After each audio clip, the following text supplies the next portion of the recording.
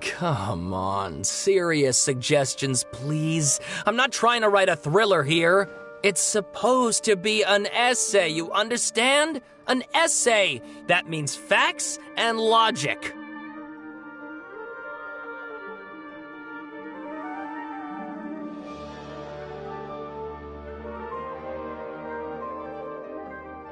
Well, if it's facts and logic you're after, you shot yourself in the foot with your choice of research topic, didn't you? The Tatara-Suna mystery. When so much remains unexplained, there's little to be objective about. Unless, of course, you restrict yourself to textual criticism. Yeah, well, this is my teacher's area of research. I can't change that. But it's fascinating enough without having to sensationalize it, don't you think? The strange location, the missing details, a mysterious person. I want to write my essay on something interesting, and I'm interested in getting to the bottom of all this. That's the only reason I came to you.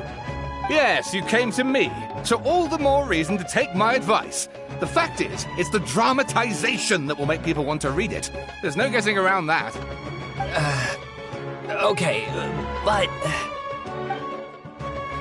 Did one of them just mention Tatara-Suna? But that's all the way in Inazuma!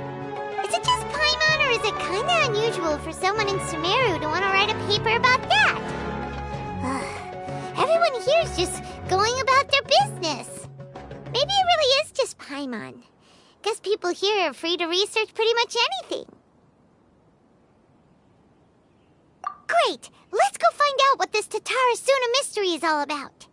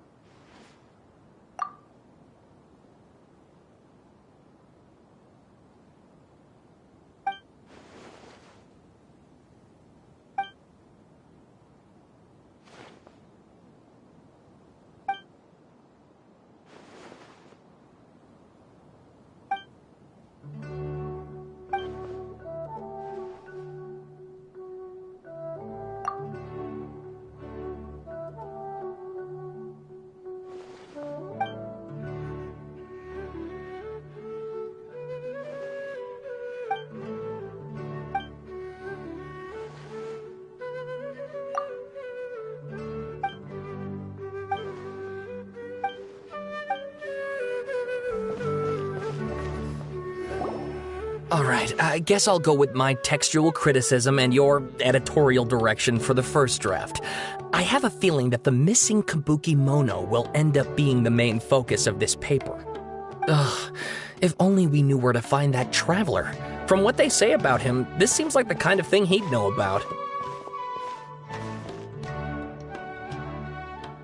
Oh, you're the traveler, you say? Hey, what's with that face? Don't believe us? No, of course I believe you. Actually, I first heard about your great exploits when I was still in Inazuma. This is my first time coming face to face with you and your mysterious silver-haired companion. I couldn't believe my luck, and out of force of habit, I started, examining the evidence. Sorry. Oh, Sawada, for the love of... Sorry, we don't get out much, so our social skills are kinda lacking. Traveler, I hear you've helped many people a great deal and been to many places. Would you be able to tell us about Tatara-Suna? Actually, we don't know much about that place either. In fact, we only came over here because we heard you talking about it and wanted to learn more. I see. My teacher chose this area of research as a personal challenge. He said it's difficult to get into because even Inazumans don't know much about Tatara Suna's past. But who'd have thought that... If you don't mind, I'd love to show you all my outline for the book I'm writing about Tatara Suna. Hold on, Sawada. Don't you think that's a bit of a deep dive for a first read? Well, fair point. In that case, please ease yourselves in gently by taking a look at Akaba's latest essay draft. Let me give you some background. This all started with the discovery of some records in Tatara Suna. The writings mentioned someone by the name of Mikoshi Nagamasa, who crafted a fine blade.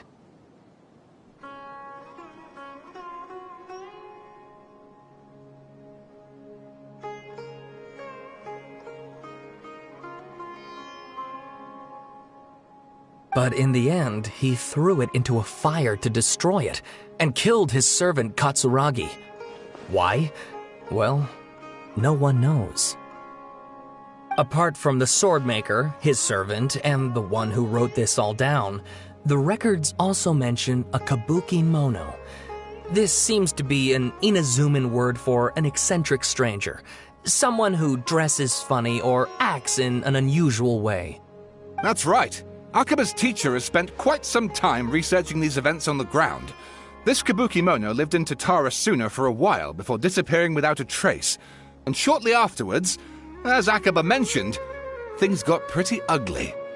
So first this strange person goes missing, then a murder happens? Seems kinda fishy to Paimon. Yes, my thoughts exactly. So I helped out too. I asked everyone I could think of if they knew anything about what happened back then. And wow! Did I get lucky! Stop shouting! This part's important. I just wanted to make it stand out. It just so happens that a friend of mine works at the government records office. He looked into it for me, and I can now confirm that all the aforementioned individuals did, in fact, live in Inazuma over 400 years ago. Even back then, Tatara Suna was already at the center of Inazuma's smelting industry. The man in charge was a government official named Niwa. Curiously enough, it seems like he went missing too.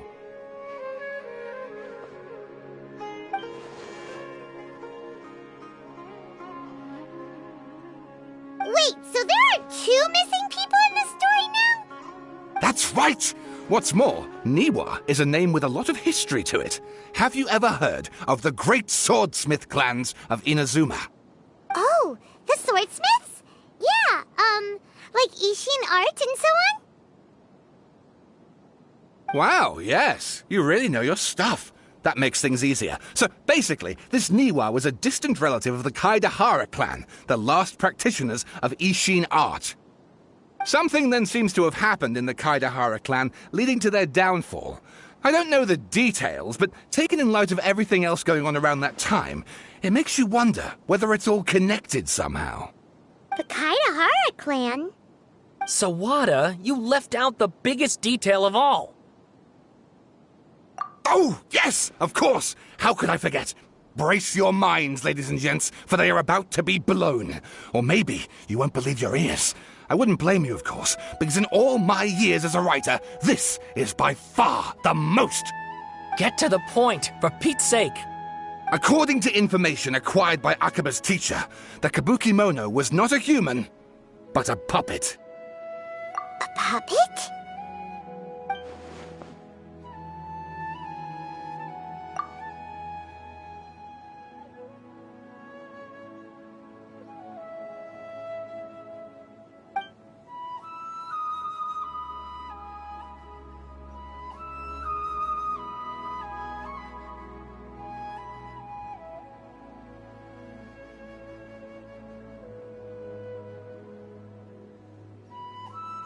Aha! Judging by the looks on your faces, you do know something after all.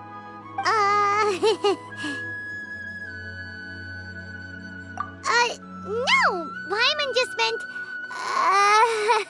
how creepy.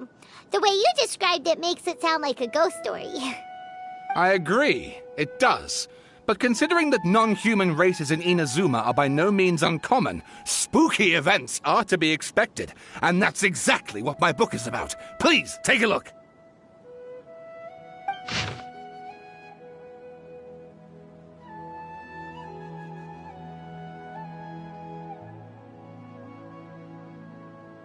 Oh, and please read my essay draft as well.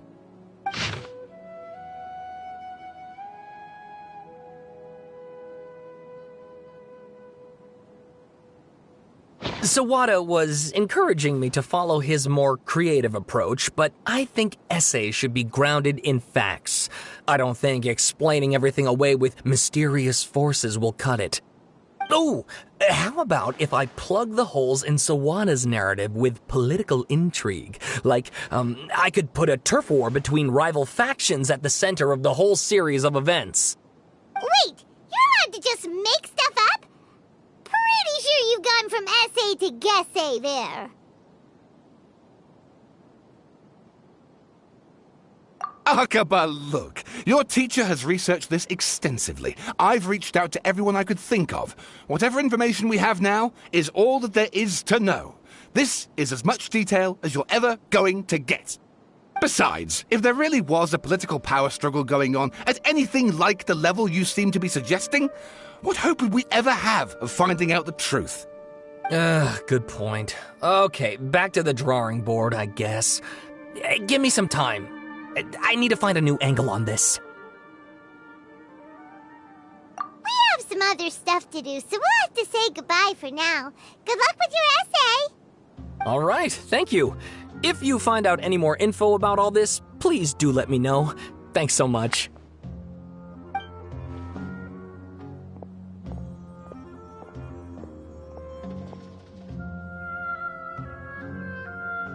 Hey, so that thing they were talking about, it has to do with the balladeer, doesn't it?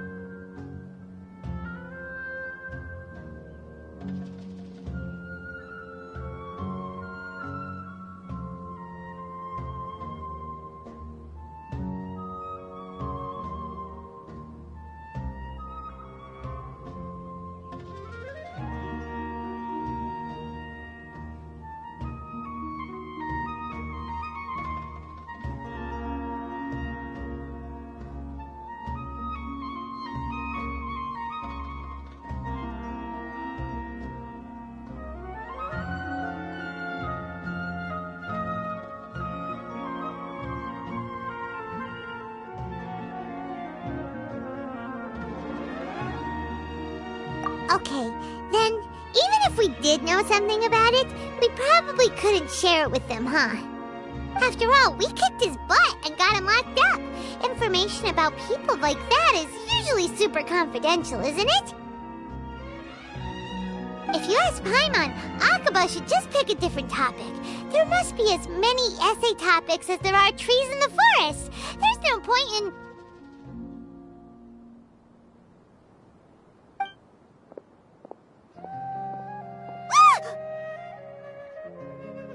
Hey, did you see that? He literally just went by, over there. It looked like... the balladeer! No, it can't have been. He got locked up. Oh, quick, let's catch up and see.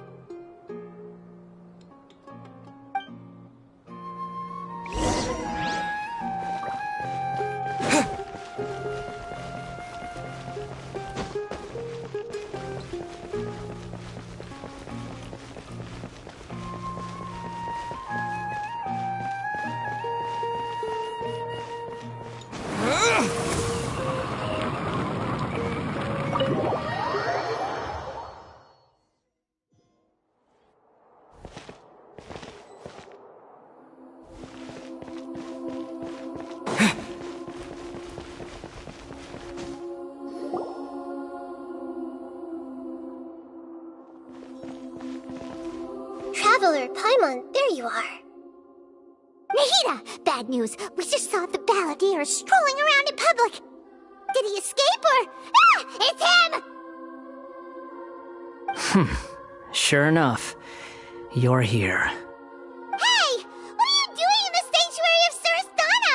Aren't you supposed to be locked up? I know you must questions. Please, allow me to explain. It was my idea to set the Balladeer free. We made a deal, and he's gonna do some investigation in Irminsul for me. A deal? Huh. You sure you trust this guy? What did you expect? Why do you think Sumeru would keep me around otherwise? Or maybe killing me is all you can think about. But if that's the case, why haven't you done it already? Don't flatter yourself. It was... Nahida said there's still some mysteries in you to figure out. Ah, so if it were up to you, you'd finish the job? Guess I had you all wrong. There I was thinking you were just getting cold feet.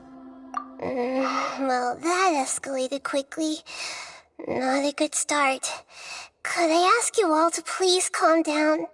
But Paimon's worried about you, Nahida. Don't let him trick you. It's not every day you see people questioning the God of Wisdom's judgment. Just when you think you've seen it all. Don't you dare try to drive a wedge between us! As long as the terms are reasonable, I don't think there's a problem in making a deal. Even with the Balladeer. Well, I for one have no reason to doubt you. Considering you even struck a deal with the doctor. Yes, one in which I gained valuable information. You'll come to understand more about that in the fullness of time. The Balladeer's power was all but completely spent after your battle. He's no longer strong enough to be a strategic threat to us. That puts him in quite a precarious position. Plus, he's a former Harbinger with knowledge of many of the Fatui's sensitive secrets. Being stuck here in Sumeru could make him a sitting duck, depending on how the Fatui plan to respond. Wait a second. Farmer? You mean he's not a Harbinger anymore? I take no pleasure in saying this, but it seems as if the doctor had no intention of welcoming back a loser, so... Sometimes it's you using them, other times it's them using you. Most human relationships are this way. Certainly all the stable ones are. That's how it was between me and the Fatui, and also between each of the Harbingers. So as long as you have some value to offer, nobody will ever abandon you. But after recent events, even I have to admit that I'm not worth quite what I used to be.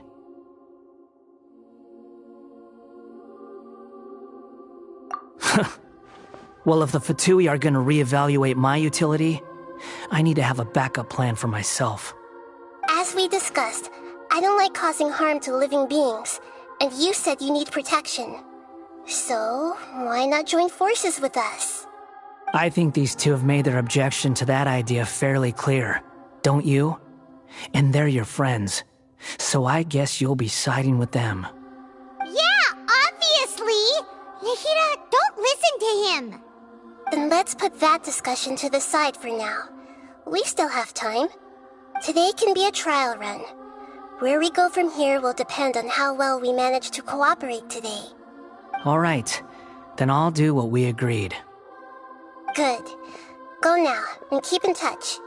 Nahida, are you serious about this? Yes. I have my reasons for this decision. In fact, I'm largely doing it for your benefit. Yes. As I told you once before, there's information about your twin in Irminsul. Oh, yeah. Actually, that's the whole reason we came to see you today. So, you have an update on that? Mm-hmm. You may remember me mentioning that the Fatui had not included your twin's details in the Descender category. This is an extremely important point. It's possible that the Fatui have other information that even I don't know about. And since the Balladeer used to be one of them, he'll be better acquainted with this information than I am. He was granted the power to connect with Irminsul when he almost became the god of a new era. Even though he no longer has the Gnosis, some traces of its power remain in him. He can still connect. The amount of information in Irminsul is vast beyond description. Sifting through all of it without knowing what to look for would take too long, even for me. So I asked the Balladeer to search in Irminsul for any information about the Descenders. He's more familiar with this kind of information, and should be able to find it more quickly. Exactly! Or what if...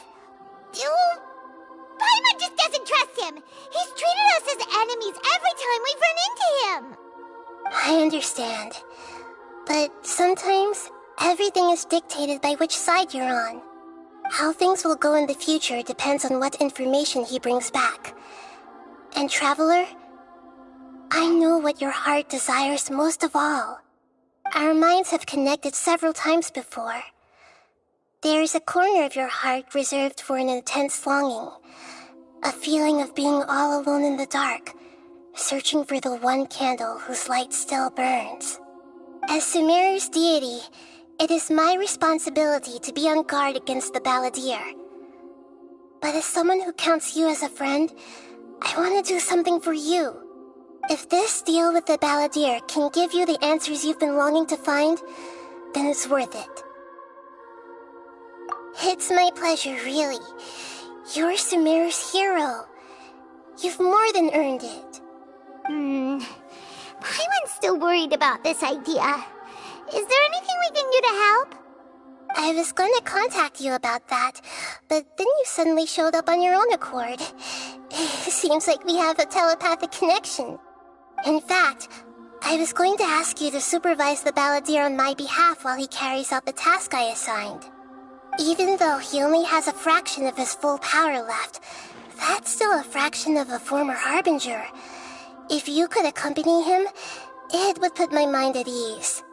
Of course, I'll be there to help guide you through Irminsul from the outside. Great, thank you. Prepare yourselves. I'm going to transport you into Irminsul. Wow! It looks pretty different here compared to last time. The colors are gentler. Guess that must be because Sumeru's at peace now.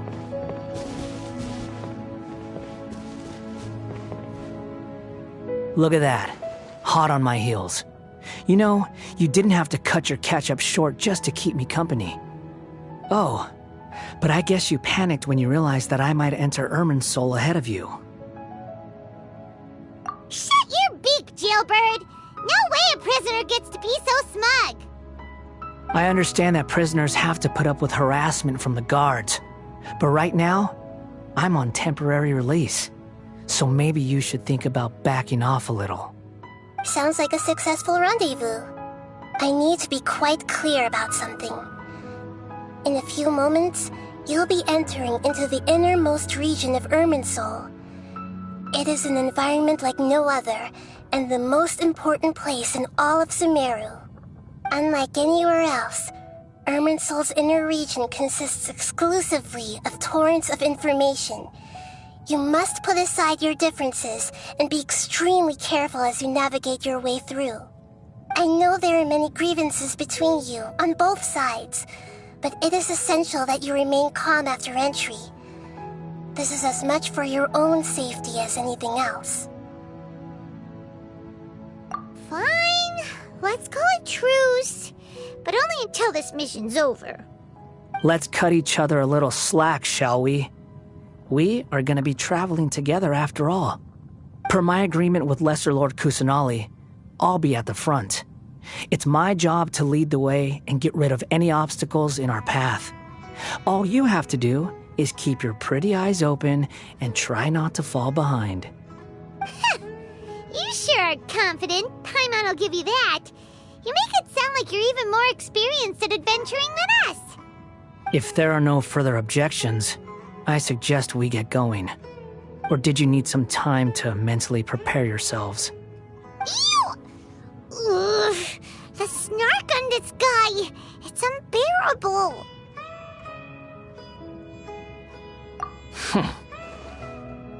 We can start now. Irminsul access granted. Initiating connection procedure. Is this a small sapling?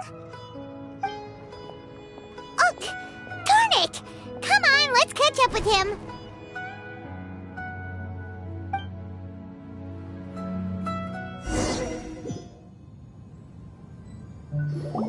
Wow. So this is the inside of Irminsul.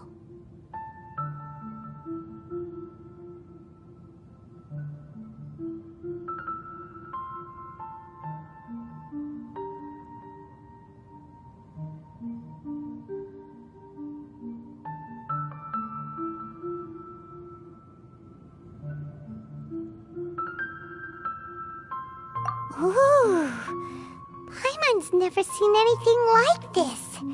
And it feels like a sacred place. Irminsul is closely intertwined with the entirety of Teyvat. Every bit of information flowing here means something. Pick your jaws up off the floor. It's time to go. Why is it that Paimon just wants to do the opposite of everything he says? Lesser Lord Kusanali, we will now proceed to the heart of Irminsul. Can you still sense where the heart of Irminsul is? Yes. Permission to begin searching for information there? Permission granted. Go ahead. Let's go. Stay close. Don't go running off. Hey, so, say we did go running off in here. What would happen? What are you smirking at? I was just imagining the look on your travel companion's face if you went and got lost. Anything's possible in here. You can't rule anything out. So if you want to stay safe, your best option is to stick close to me.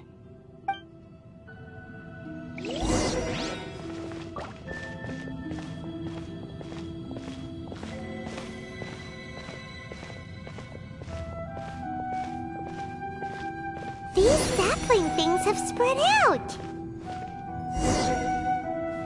Those are all packets of information from inside Irminsul. Be careful not to touch them.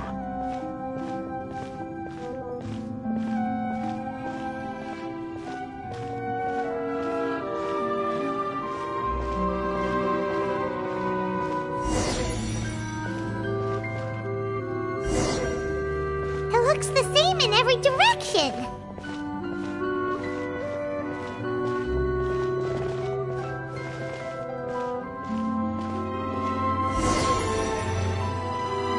No wonder he mentioned about getting lost.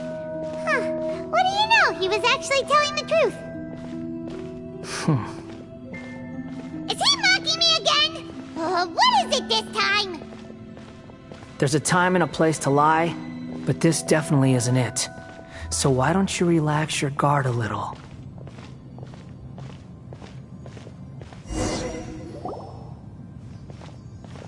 We're here. What a huge tree!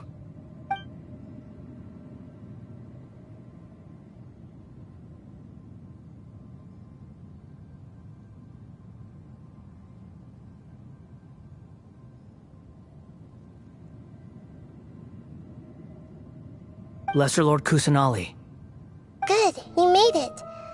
Are you ready? ready when you are. Then please begin. Preparing to access cognitive currents. Establishing waypoint. The Balladier's actually doing what Nahida tells him. Guess he must want to stay alive.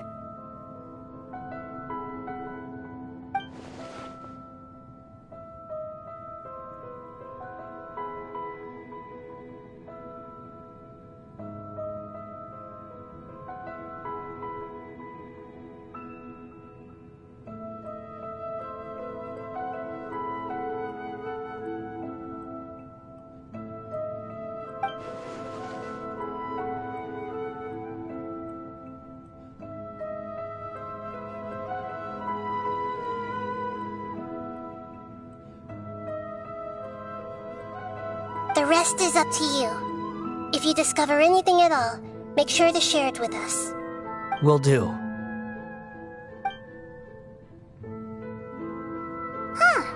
For once, we're the ones with nothing to do.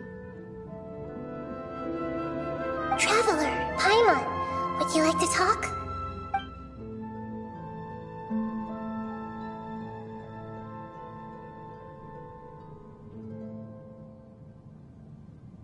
Yes, I've also invited Paimon to join. Huh? What the? We can talk to each other inside our heads?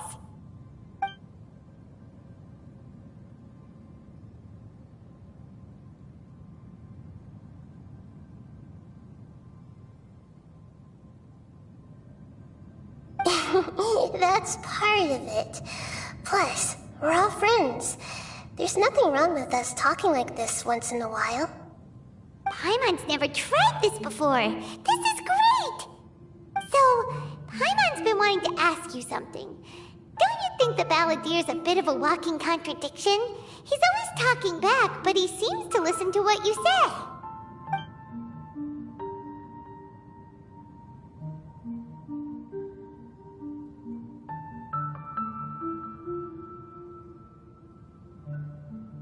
As I've told you before, there are still some mysteries for him to resolve.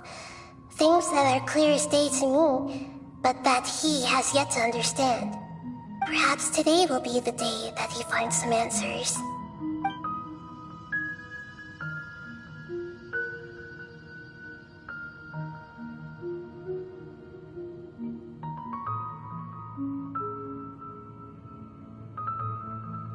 Well done. Smart and attentive as always.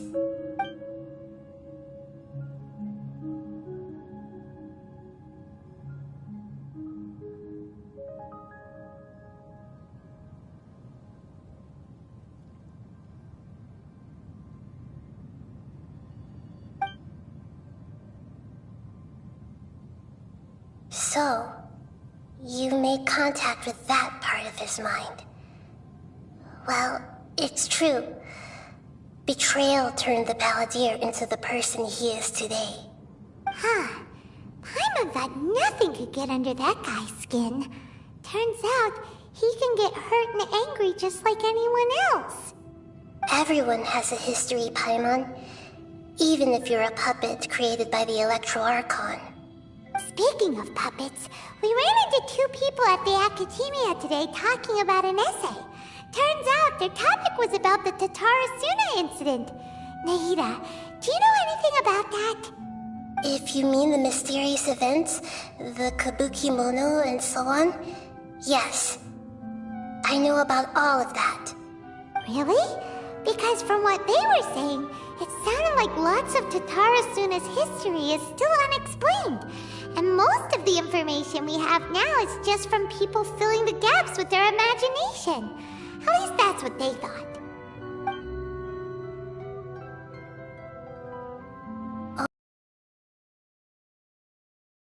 Those two managed to deduce quite a lot through guesswork alone. So the Gesse got it right? Well, they guessed right about one thing. Tatarasuna was sabotaged. Must be a riveting conversation you three are having. Funny how all the good ones happen when I'm not involved. What makes you think we're talking to each other? Don't insult me. You're having a private conversation without me. Obviously, I must be the topic of said conversation.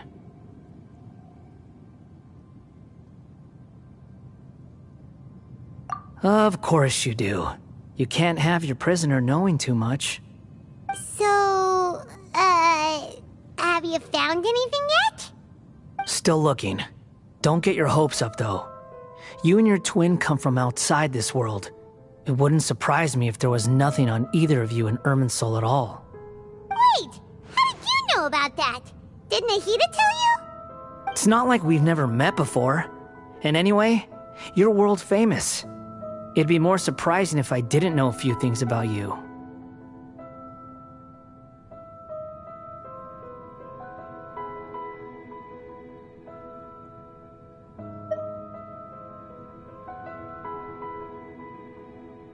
Right now, we have to keep the peace. I'm not interested in creating more misery for myself, and making cordial conversation is something I can manage. Huh?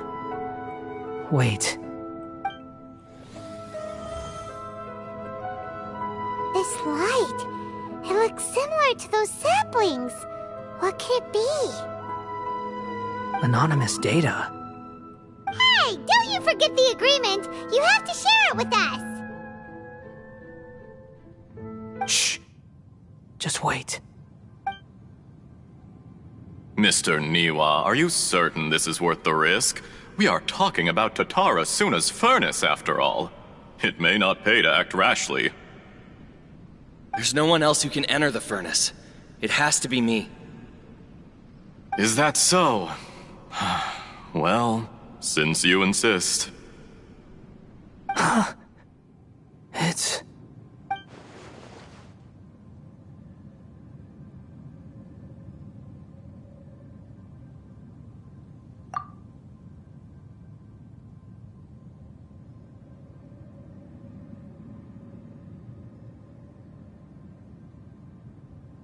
Whoa!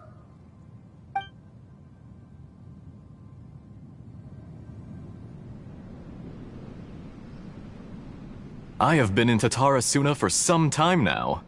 You have shown me great hospitality, as has Mikoshi Nagamasa, and indeed, everyone else.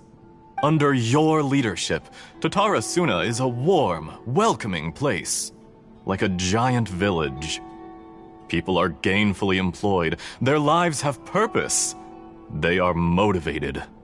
As I understand, the Raiden Shogun has, in recent years, eliminated much of the evil that plagued Inazuma.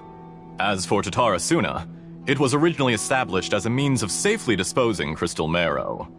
The forging industry with crystal marrow as a raw material has since flourished, giving rise to generations of swordsmiths.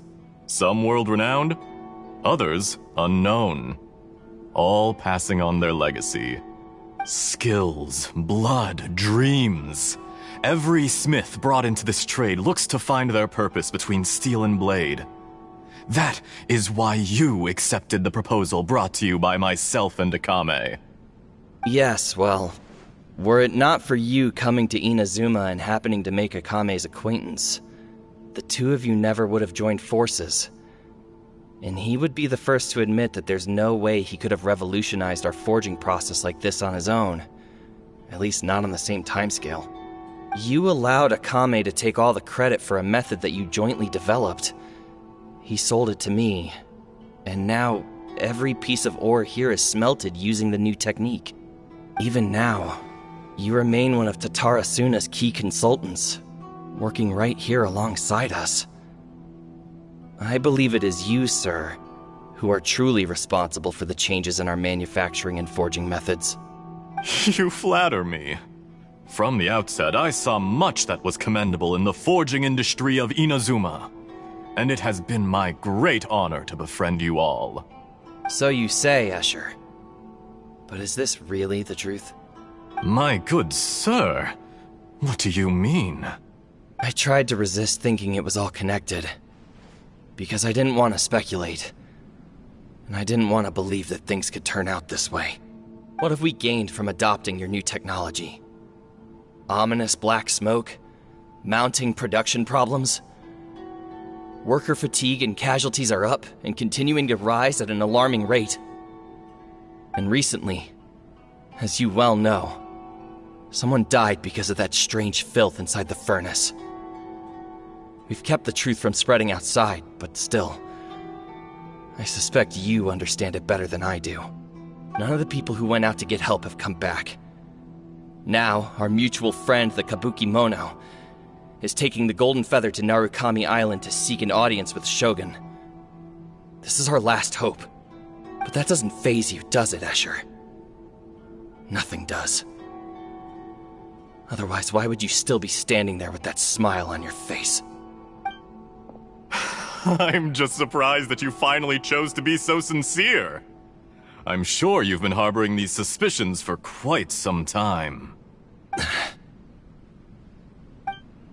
Mikoshi Nagamasa may have noticed that there was one common denominator among all these events. Namely you, Escher.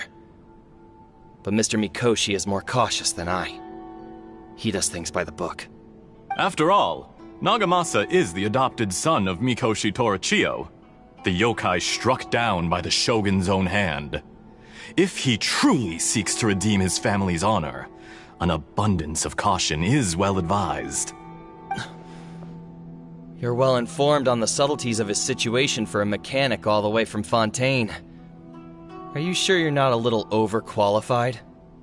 Why, Mr. Niwa, are you suggesting I find a job as a diplomat? Sadly, I am so very attached to my craft. Enough, Escher. I'm here because an evil force is raging inside the furnace. And someone needs to take your new device inside the high-risk zone so we can absorb it and put an end to the problem. I'm in charge here. And I'm about to take some responsibility and head inside. Probably to my death. But what about you? What are you still doing here? Judging from the look in your eyes, you don't seem to trust me. Drop the act! We're past that now. Whoever you are, it looks like your plan to destroy Tatara Suna has worked. I just want to know what you're still doing here. What's left? Don't you have all your answers by now? Honestly, I'm just waiting for the right moment.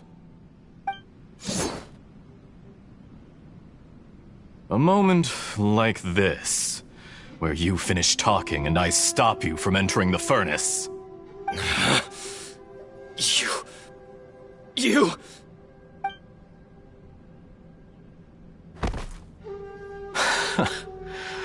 You're a little smarter than I initially gave you credit for. I thought I'd disguised myself exceptionally well, at least for the first few days. But to my surprise, you had your people look into my background right from the start. It's a long journey from Inazuma to Fontaine, but that didn't stop them. Eventually, they managed to confirm that Escher was an alias, and that I was not from Fontaine at all. And yet, despite all of that, you still fail to realize my true identity, and what I seek in Tatara Suna. Did you really think you would be able to see through my plan? If you kill me, there's no one who can get inside the furnace. So you're really going to destroy this place? Is that it? Oh, but you're quite wrong. There is one other person. Some may not see him as a person, but you told him yourself. You're not a puppet. You're a human. You're just missing a heart. Whoever you're working for won't get away with this. They'll be found out. But this makes no sense. What are you really trying to accomplish by all this?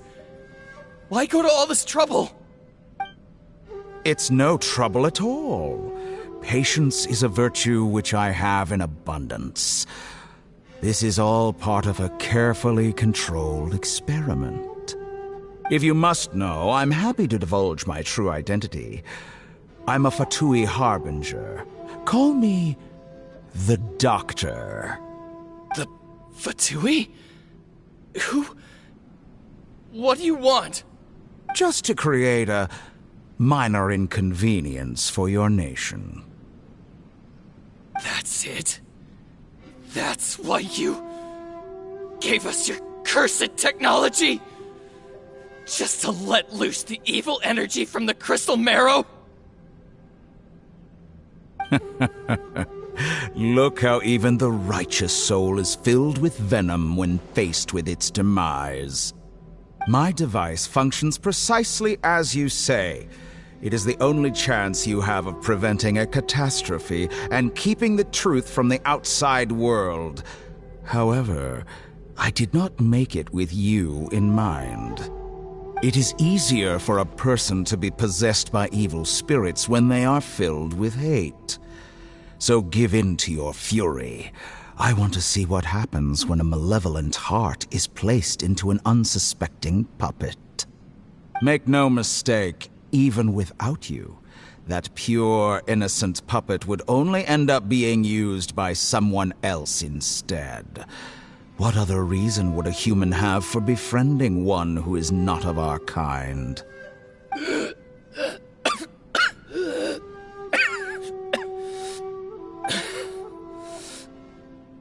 If you give him my heart, tell him that both Nagamasa and I see him as one of us.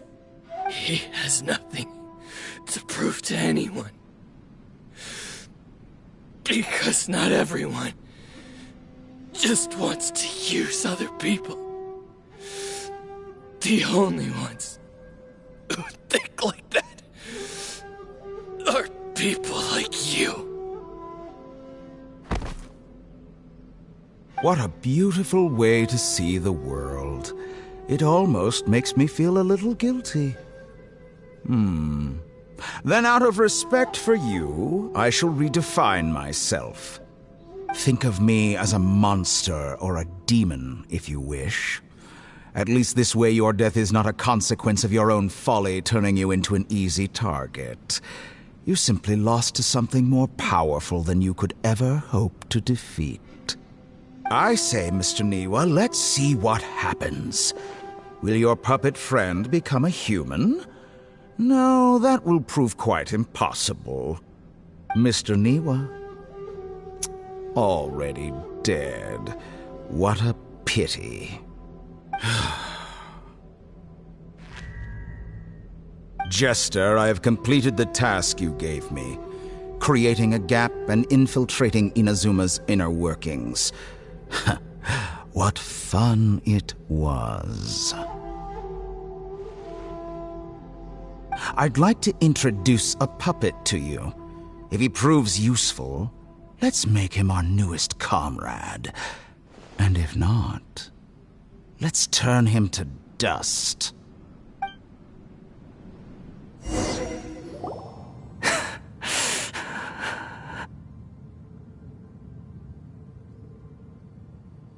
Hey, are you alright? Dottore?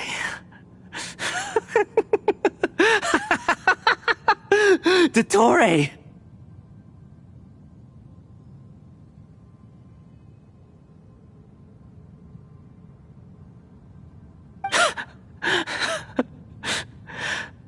Good. Good. Was that the doctor? Did he turn into a mechanic from Fontaine? But why did we see things from his perspective? When I touched the doctor to confirm whether he'd eliminated all his segments, I read this memory in his mind. You have to admit, it must be the truth. Maybe so, but it means nothing. Does it?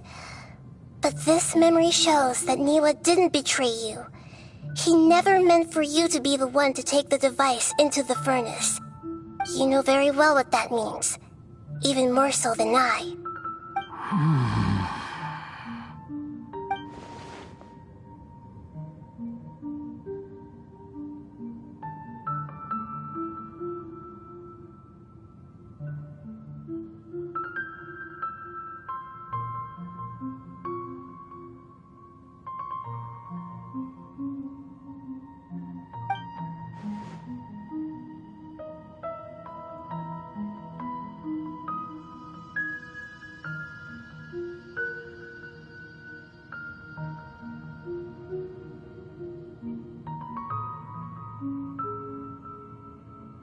Let's give him some space.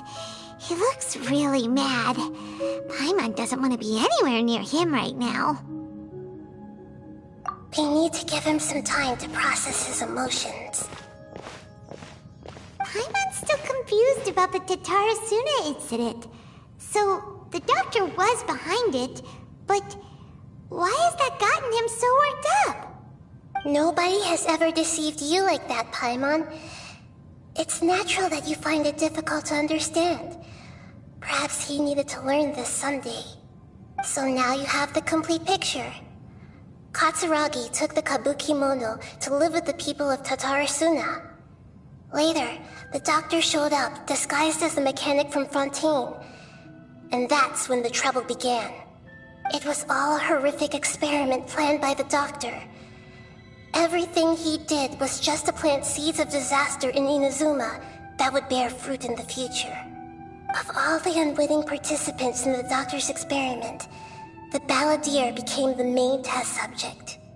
After the events you just saw in that memory, the doctor put Niwa's heart into the device and handed it to the balladeer. Then, he instructed him to enter the furnace and absorb all the filth caused by the smelting process. The load was far beyond what he expected, but the balladeer survived. He left the furnace in sheer exhaustion and said to the mechanic, "This device seems to have protected me. What's in it?"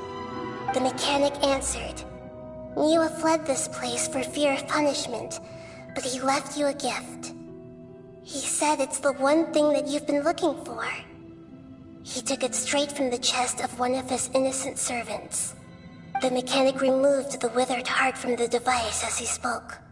The balladeer was stunned that such unthinkable cruelty had brought him the thing he'd been longing for his entire life. A heart acquired through cold-blooded murder is a cursed thing, but it had protected him from the filth. He thought Niwa had completely betrayed him, and yet this very betrayal had ensured his survival.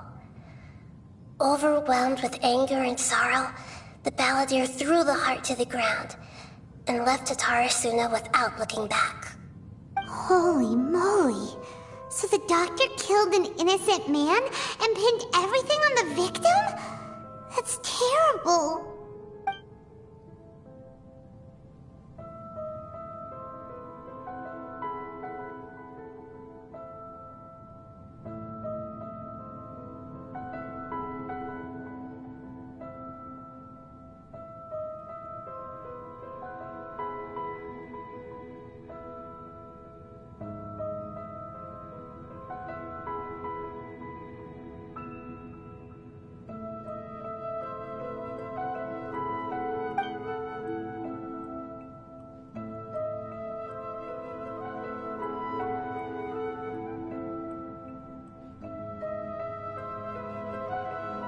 Yes. Only if he understands this can he choose a new path forward. Dottore, you brazen-faced... Niwa didn't run from justice. You killed him.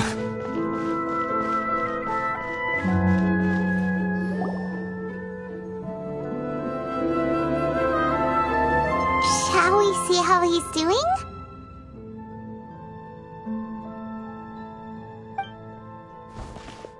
Hey, you alright? That's a scary expression. Are you worried about me? If we didn't have such a history, I'd almost think that qualifies me to be your friend.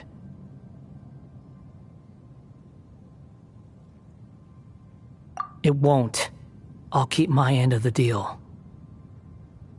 Hey,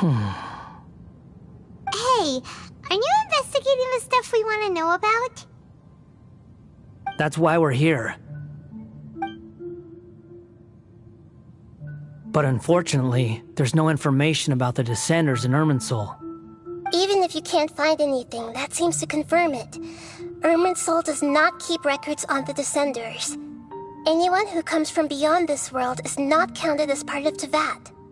Oh, does that mean we have to leave empty-handed? Don't thank me just yet. You look really upset. Well, since Irminsul was a dead end, I guess I can share some other info that might interest you. Huh? About what? The reason why there are records about your sister in Irminsul. It might have something to do with Conria. Apparently, Conria was her first destination when she arrived in this world. Plus, she only came to this world because the heavens responded to the summoning. The heavens responded?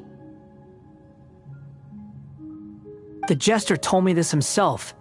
You can take his word on this. He was a royal mage in Conria, and lived with your sister for a time. I don't know the details.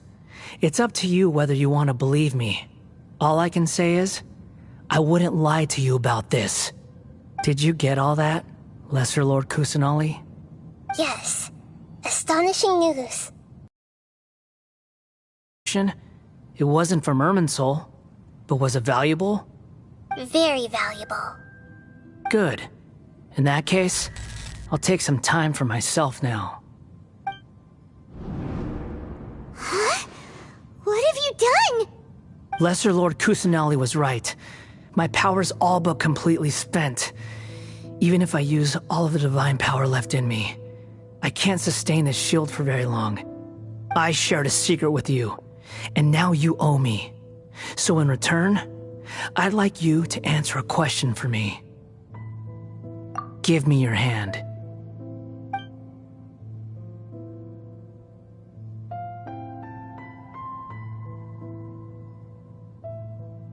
Can you hear my voice inside your head?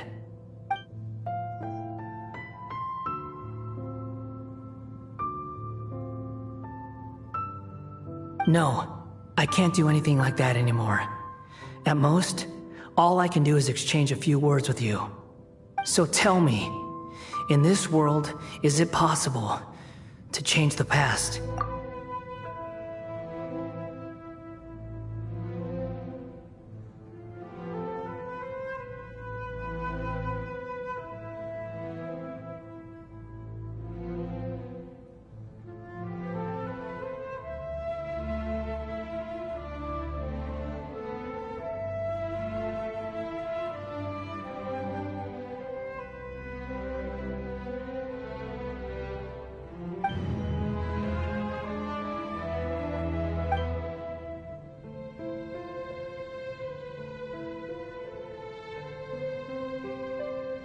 Done. Huh? What the? What happened? Paimon only saw you hold hands for a second. Nothing. I was just thanking him for helping me.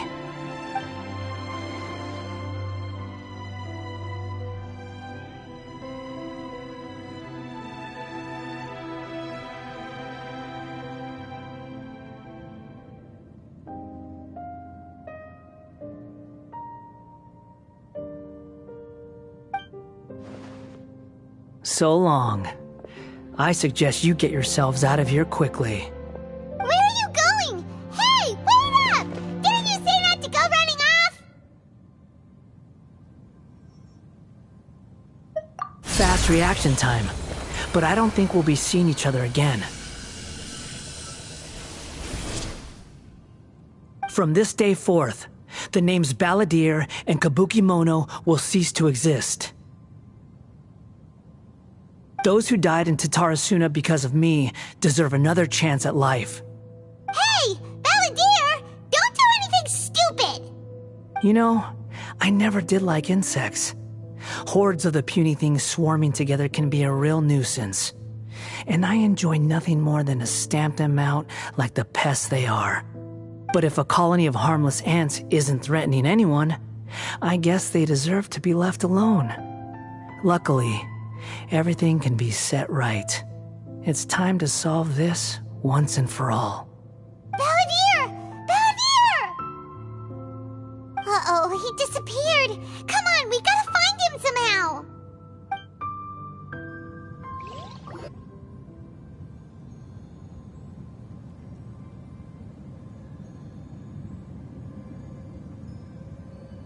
Oh no, he's really gone. Oh, can you hear me? Nahida! Traveler, Paimon, Balladeer, what happened just now? I was suddenly cut off by some kind of power. It was the Balladeer's fault. He shut you out. I didn't think he'd be capable of something like that with so little power left. Did he keep some of his power hidden when he was defeated? Or did he achieve something beyond his abilities, and it took everything he had? Where the heck did he go?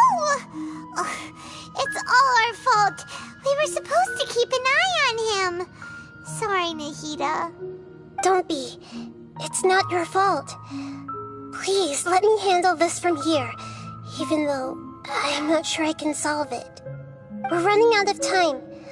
follow my lead and get out of Irminsul as soon as possible.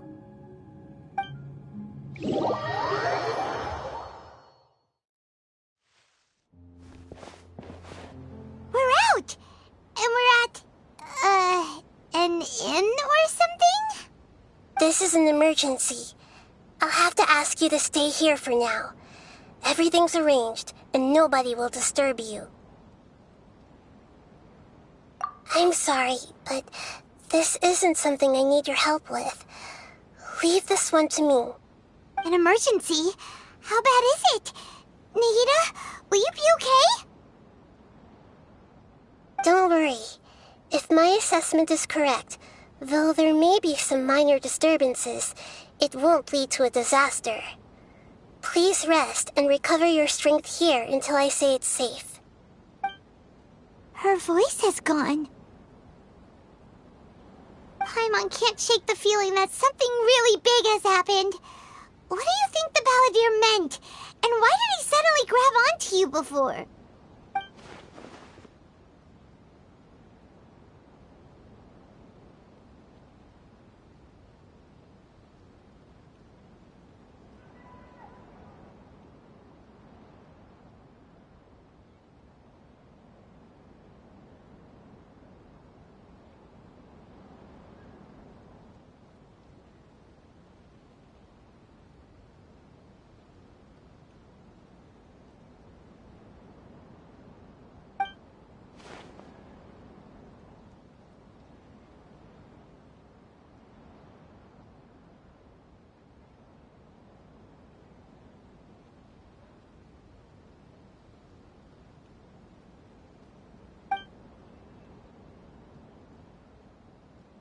He wants to change the past? But surely that's impossible! Right! You can't just rewrite history! All that stuff happened already in real life! It's like, imagine Paimon drank all the water in this inn. Even if no one was there to see it, Paimon would sure as heck remember drinking it. So, why does Paimon still have a bad feeling about this? Paimon can't help but feel scared about what he might do. Oh, Paimon's so confused. Huh? Ah! Sorry, Paimon accidentally... It's the Balladeer's fault for causing Paimon all this mental stress. But erasing yourself from history? It's unthinkable. Is that really possible in Irminsul?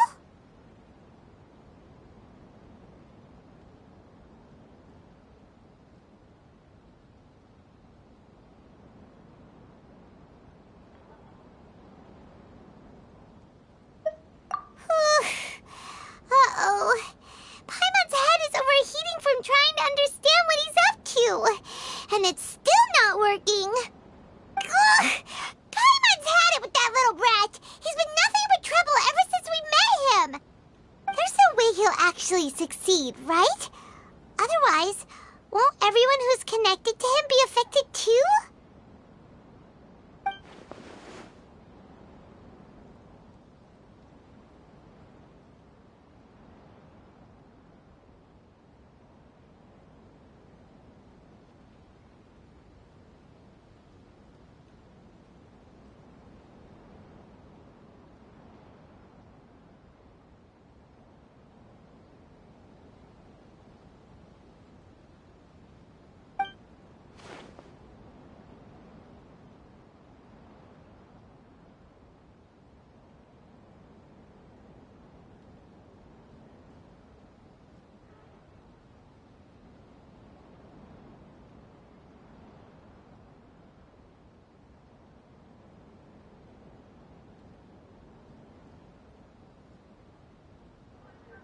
There's nothing we can do about it at this point. Hey, have you got any ideas on what we should do next?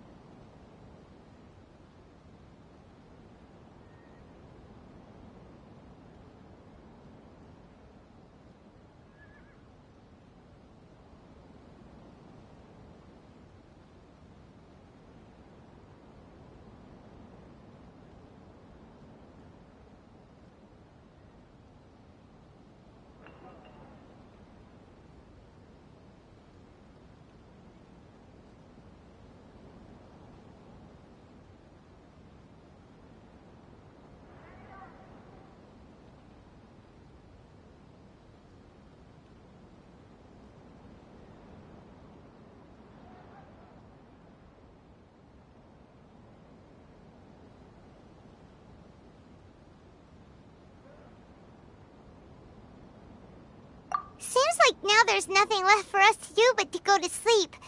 But Paimon's still so worried. Paimon won't be able to sleep a wink tonight. So, how about, we list all our favorite foods to take our mind off things? Heck, if that doesn't work, Paimon's probably gonna collapse of anxiety here. Alright, Paimon will start. First dish. Munstack grilled fish. Oh, and chicken mushroom skewers. Tea break pancakes. Cream stew. Sauteed matsutake. And Dragon chili chicken. Almond tofu. Satisfying salad. Oh, also Adeptus Temptation. Golden shrimp balls. Triple layered consomme. Lotus seed and bird egg soup. And...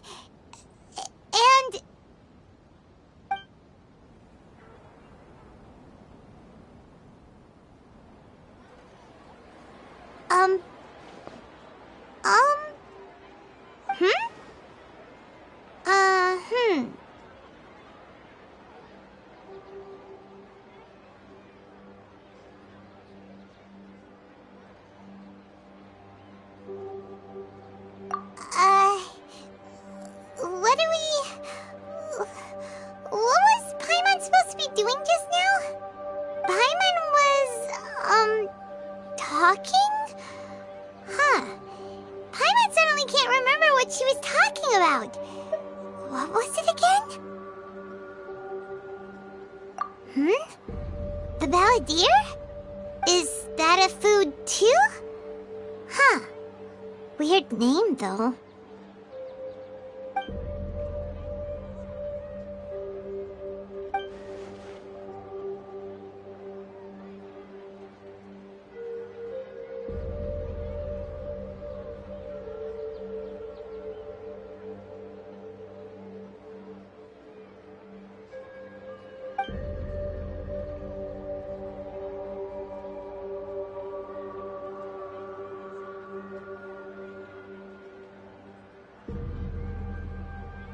What's wrong? Your eyes are like saucers. Was it something Paimon said?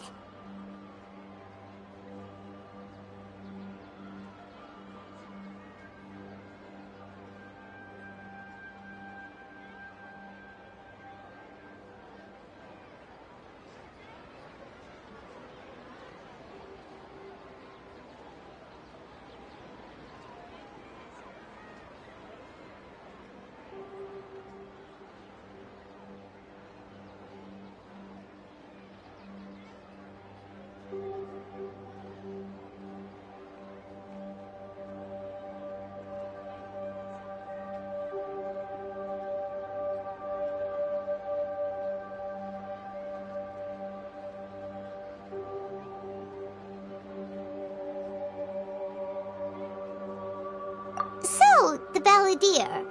Is that someone's name? 'Cause it sounds like a nickname or something.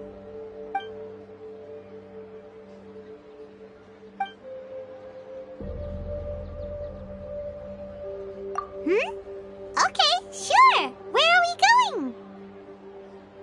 Huh? Fine by Paimon, but is everything okay? You're acting like this is an emergency.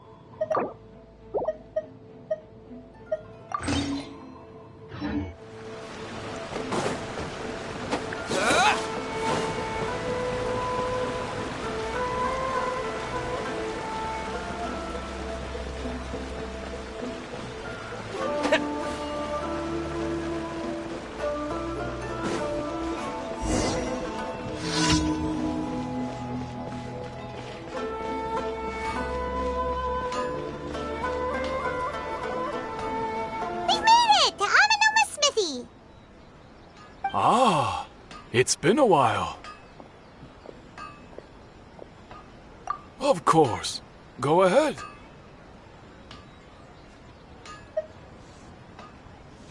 Oh. Now there's a question I wasn't expecting. Very well. I'll tell you what I know once more. The once renowned Raiden Gokuden, comprised of 5 branches. Amenoma, Futsu, Ishin, Hyakume, and Senju. The art of forging practiced by these 5 clans was first taught to them personally by the almighty Shogun. Over time, the 5 branches diverged from one another as generations of bladesmiths honed and perfected their craft until they became 5 distinct traditions. Most of the great swordsmith clans of old have since fallen into decline, and for a long time, only the Amenoma branch kept its art alive. But fortunately, Kaedehara Kazuha recently returned to Inazuma and took up the mantle of the Ishin art. Now, 2 clans remain of the original Gokuden 5. If my memory serves me right, you yourself were present when he forged the Ishin blade. Oh, yeah, we were! Paimon remembers that now. We learned a bit about the decline of the Raiden Gokuden then, too. It seems like such a shame.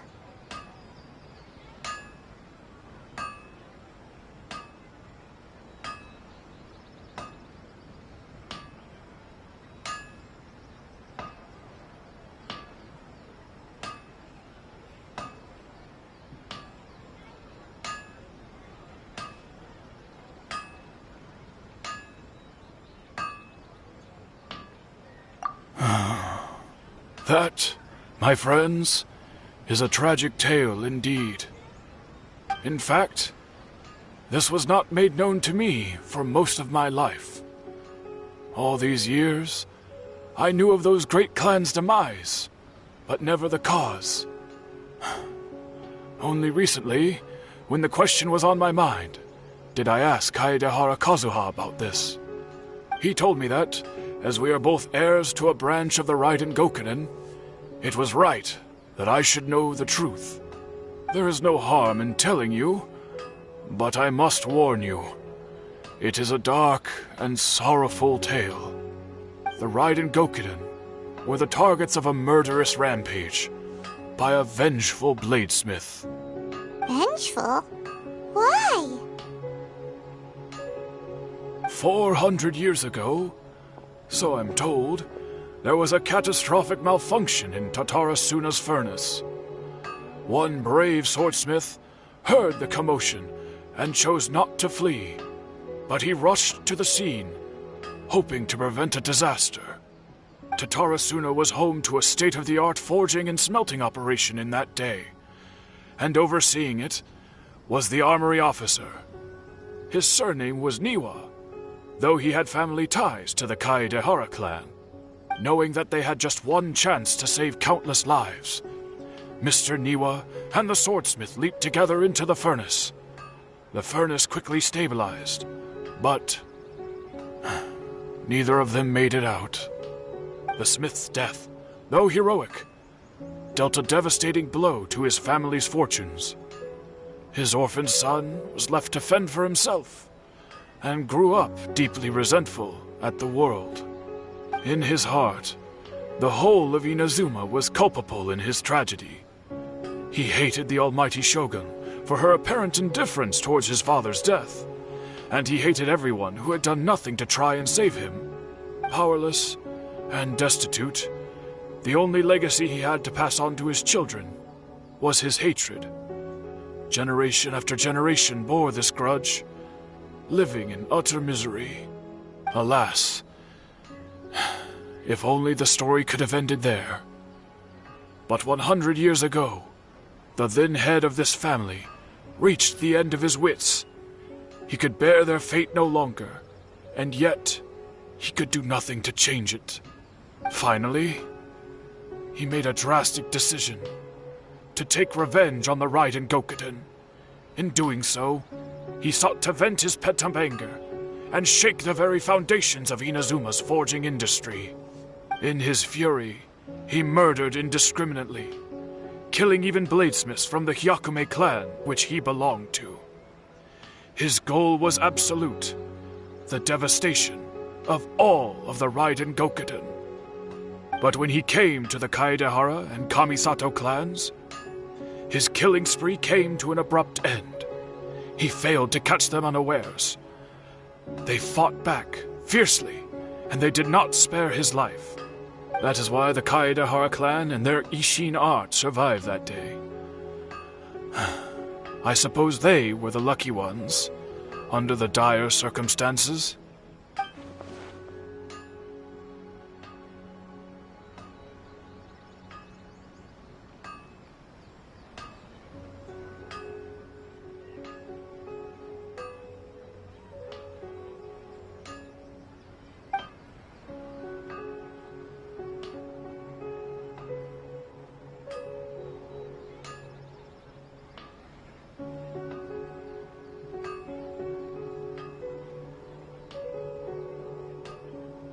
Was there anything else you wanted to ask? Kazuha? Why, yes. Just yesterday, in fact. We spoke for a while over some tea. He seemed well.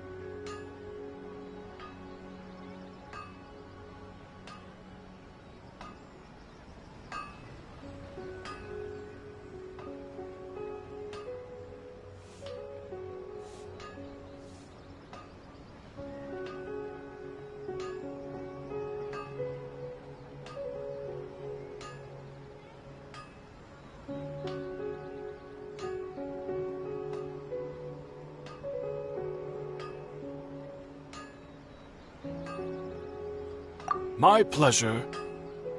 Don't tell Paimon. There are other places you want to visit too, right? Your expression says it all. You can't hide anything from Paimon. On to the next stop. Lead the way, traveler. Paimon will be right behind you.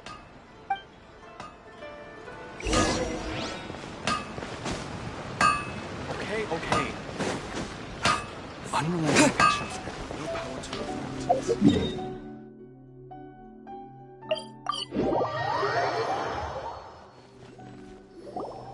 We're here!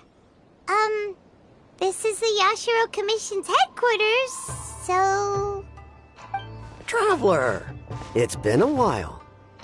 If you're looking for the Commissioner and Miss Kamisato, I'm afraid your timing is unfortunate.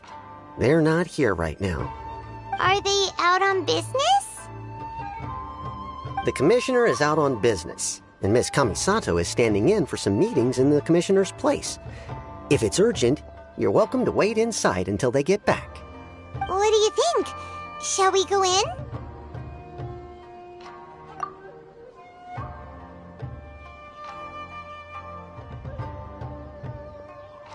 If it were anyone else, I couldn't allow it. But seeing as you're so close with the Commissioner and Miss Kamisato, I think it should be okay. We'll be heading in then. Thanks!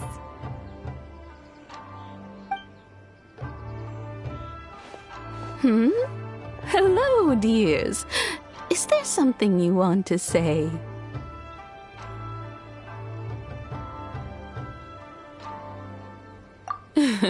Of course, traveler. Yes, I know who you are. Miss Kamisato has told me about you.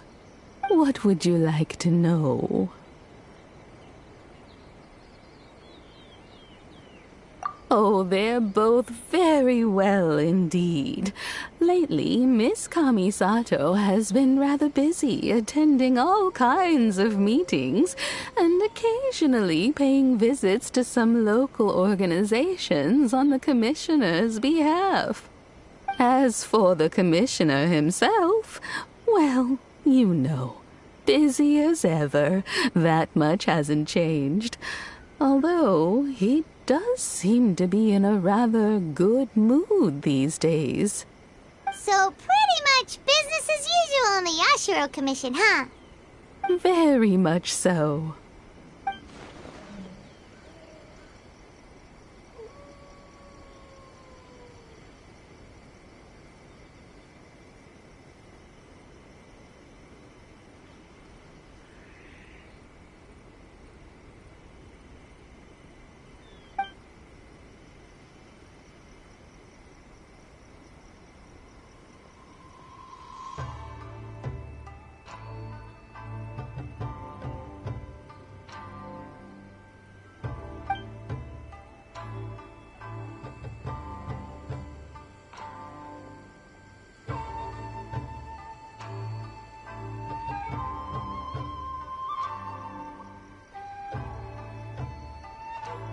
Well, got any more questions?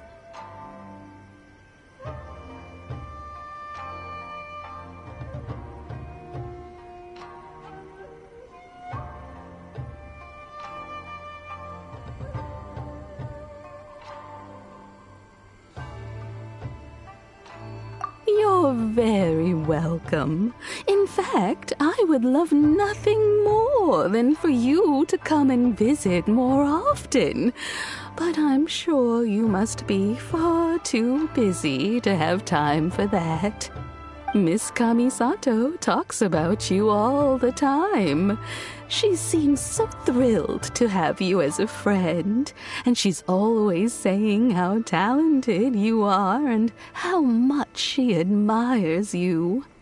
I must say, many things in Inazuma seem to have taken a turn for the better since you arrived here. So you're not just Miss Kamisato's knight in shining armor, you know. You're a hero to us all.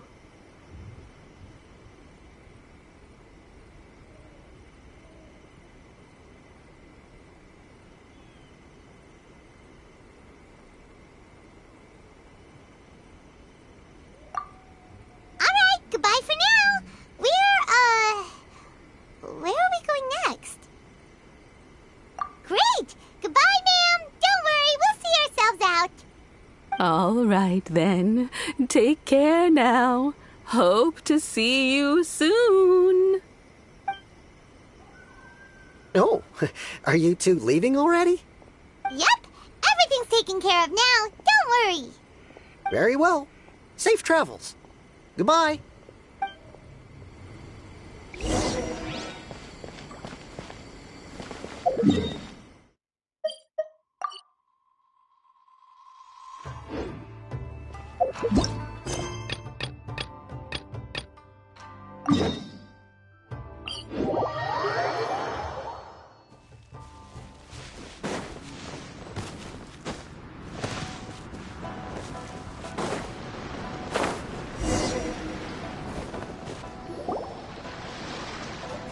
Do I have company? What kind of person comes to a place like this and just spaces out?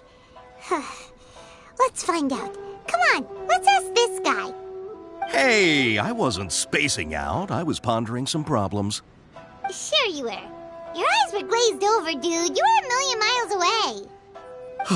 Why are you making fun of me? I told you I wasn't spacing out. I was ruminating on some problems. Technological, environmental, and so forth. This is Tatarasuna, after all. Oh, he said Tatarasuna. Looks like we came to the right person. Oh, is there something you want to know about Tatarasuna?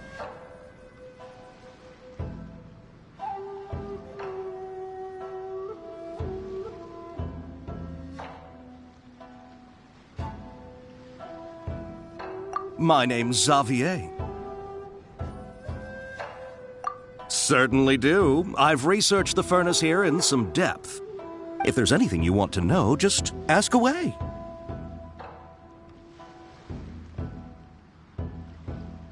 Like the back of my hand. Make no mistake, I have been here a good many times before. Not only that, but I've met people in Inazuma whose families used to live in Tatarasuna years ago. They said it's all true, the history here.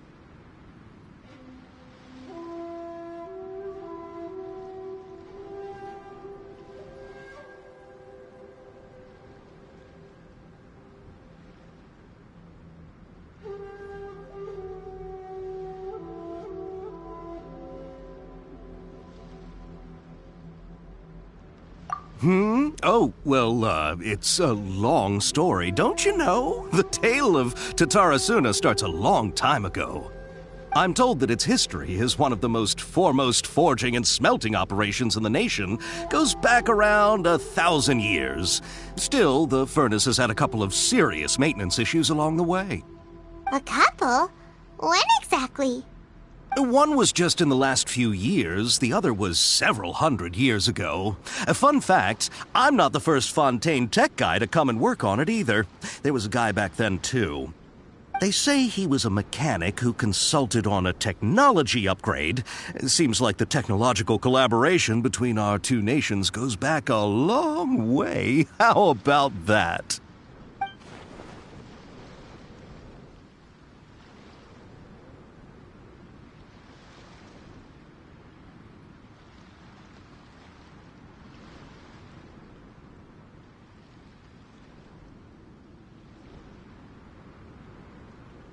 Hey, weren't you gonna ask Xavier something about Tatarasuna? Come on, ask already! Oh, I didn't realize you two were here for a history lesson. Me neither. Paimon doesn't know what's gotten into this one today. Feels like we've been preparing for a history exam or something. What brought this on? Did you just wake up today with a sudden burning desire for historical knowledge? Sure, go ahead.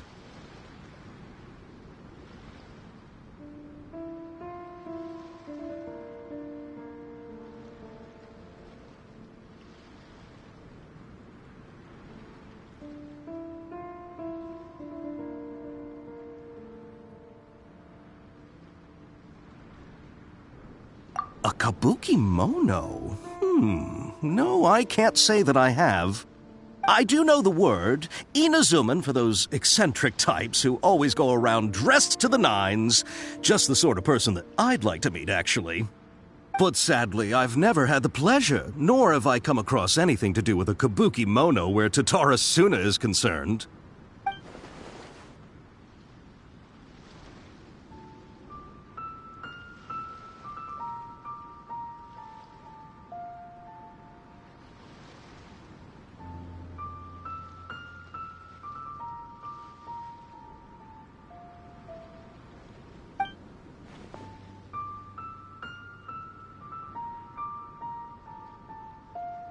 Of course! Don't mention it. Oh, we're leaving? Okay, bye, Xavier! Oh, you're most welcome. More than happy to help. Farewell. Looks like you got all the information you're looking for. Sure, but what's up with you today? Whatever it is, it seems like it's really troubling you. Keep your smile, Spinal Crocodile. No matter what happens, Paimon will always be there for you. Hey, don't mention it. Alright, let's head off and go meet Nahida.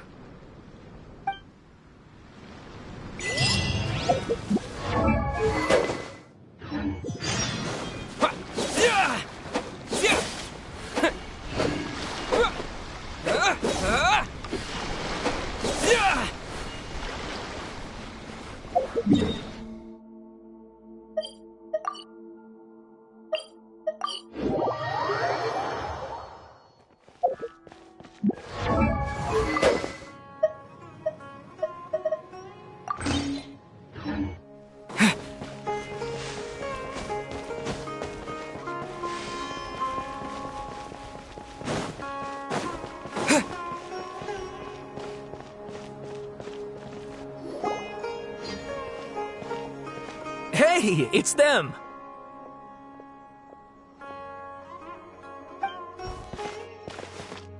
Akaba, Sawada, you're still here?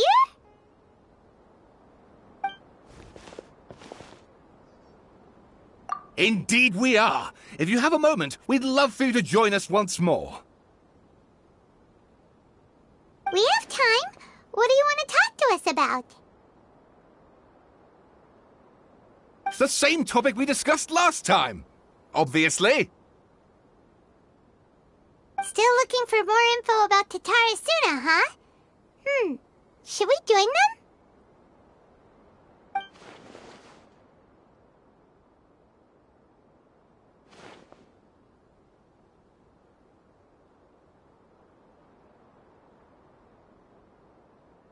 Unfortunately, we haven't made any real progress.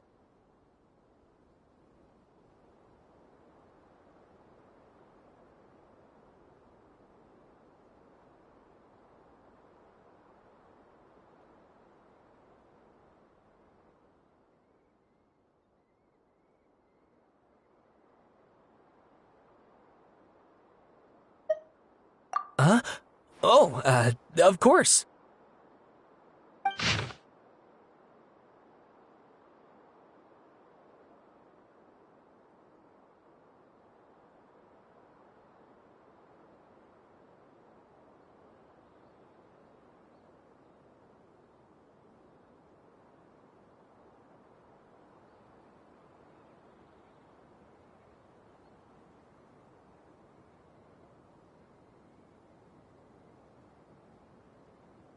I presume you'll want to read mine as well.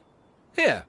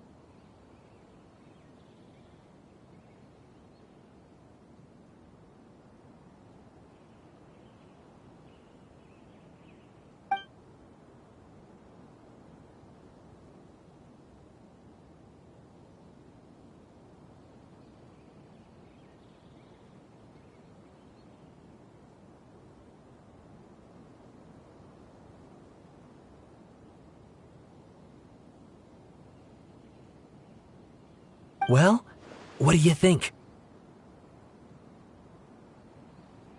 Hey, Traveler. Remember how last time Akaba was saying how he wished he could gather more information about all this? Well, we just got back from Inazuma. So how about we tell them what we learned?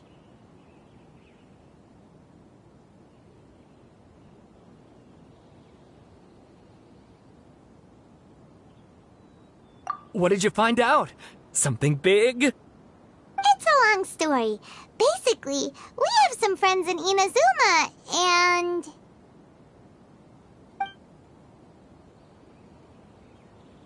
Wow. Wow, so many new details. Thank you so much for sharing that with us. Well, well, so it all comes down to one man's desire for revenge. Huh. You heard this from a member of the Armanoma clan, you say? Then I guess it must be true. Ugh. So there's no ghost story here after all. This new information actually lends further credence to my hypothesis. Evidently, swordsmiths were seen as having an incredibly prestigious role in society those days, to the extent that harming them was conceived of, at least by the perpetrator, as a way of exacting revenge against those in power. Yes, okay, point taken, you were right. But that doesn't mean I can't carry on with my novel. And they're back at it. These guys are really into this. Oh, so sorry. Look at us, prattling on about our projects and ignoring you. Thank you so much for the information. You're welcome. See ya. Keep us in the loop if you find out anything else. Will do.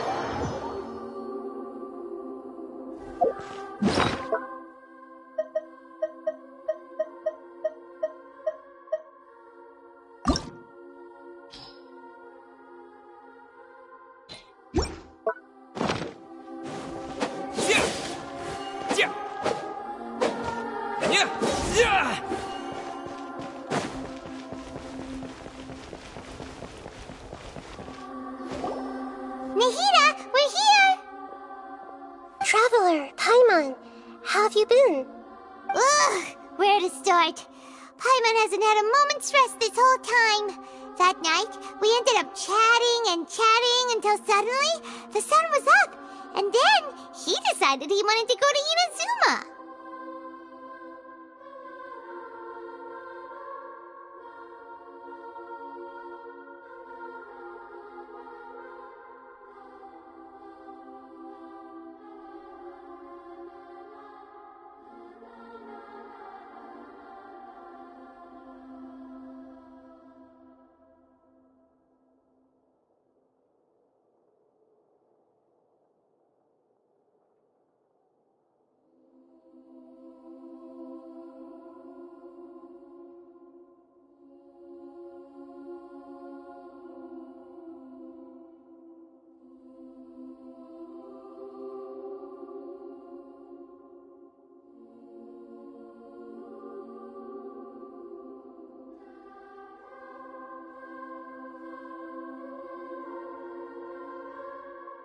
The Balladeer?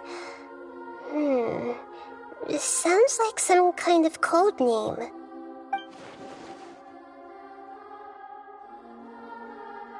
You look troubled. Is there something you need to tell me?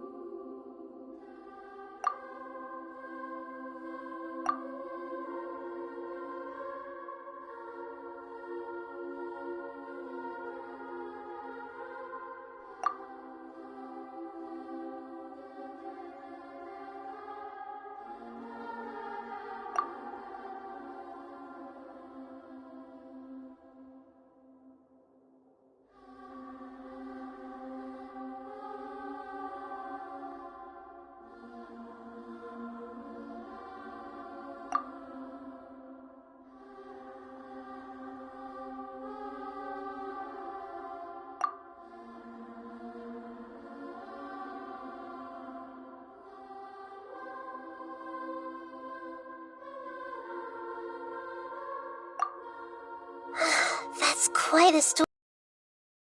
So, this puppet known as the Balladeer erased himself from Irminsul, hoping that he could change the past. But how was he even able to do that? As the Traveler said, he very nearly became Sumeru's deity. Admittedly, I remember it a little differently. I don't recall finding anyone inside the machine after we defeated it. Nevertheless, it does make sense. If someone were to successfully erase themselves from Irminsul, the world would change to reflect the new reality. So, you believe this person really existed, and we just don't remember him because... well, because he literally changed the world? Yes. Theoretically speaking, it is possible to do this. But I'm struggling to imagine the kind of person who would dare go through with it.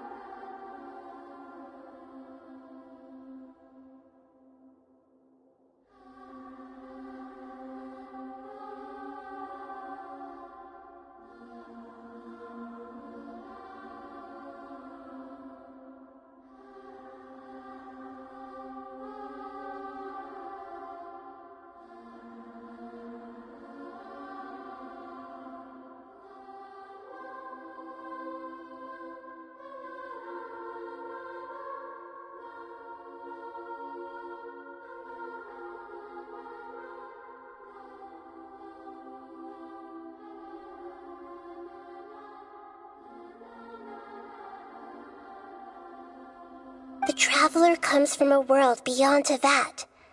That's why there's no information about him in Irminsul, and it also explains why any changes to Irminsul wouldn't affect him. So if there's anyone in the world capable of retaining memories from a past that has been rewritten, it's you. It's quite incredible when you think about it. Paimon's having a hard time understanding this balladeer guy's motivations. Why did he do it? I can only make inferences based on the information we've been given. As for what kind of person he was, only you remember that.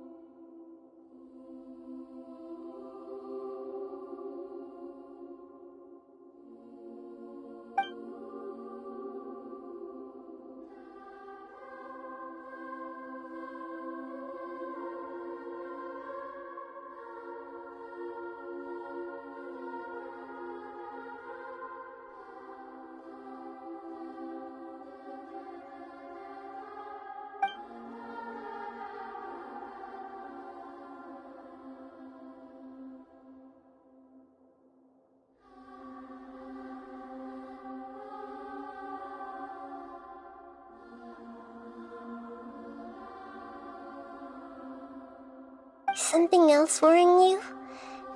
Something that you can't share?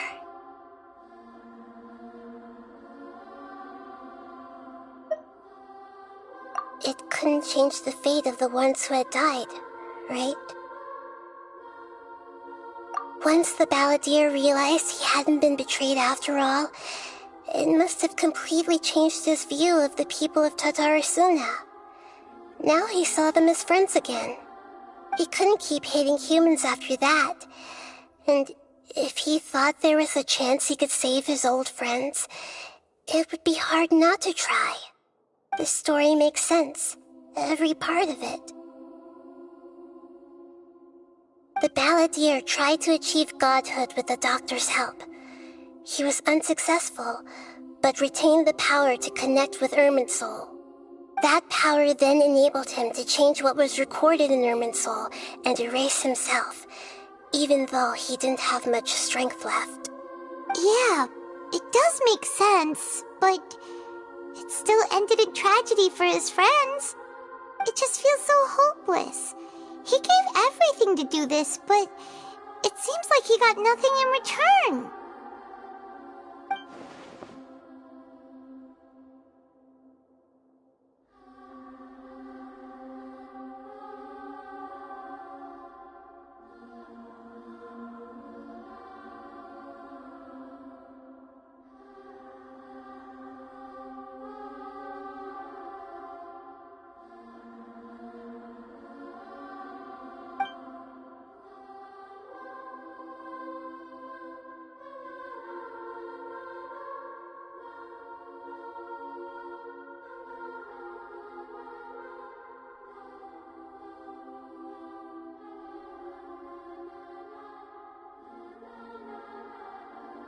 Please wait a moment. I want to check something. Found it. This should be the one.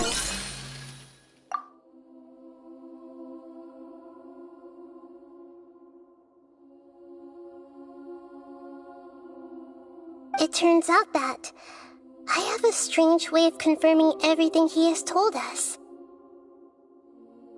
What is it? A record from a personal collection. It was tucked away in a corner. You should take a look.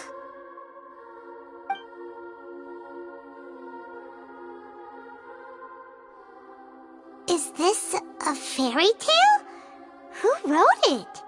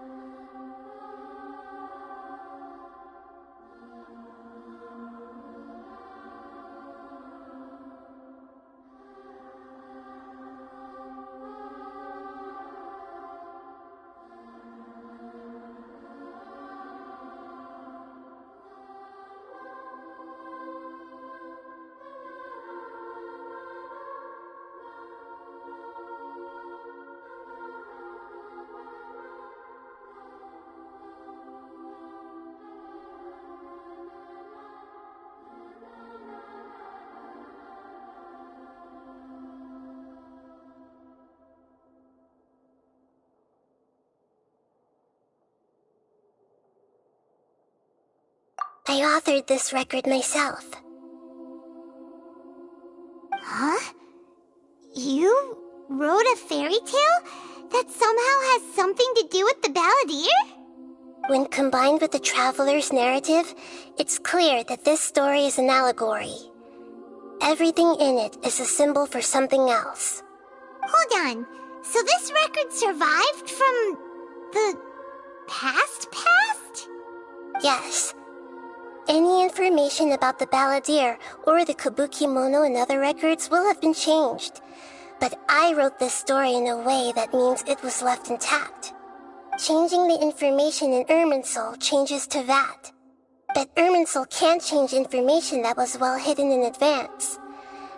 I guess I must have written this story as a backup before the balladeer entered Irminsul. That's incredible!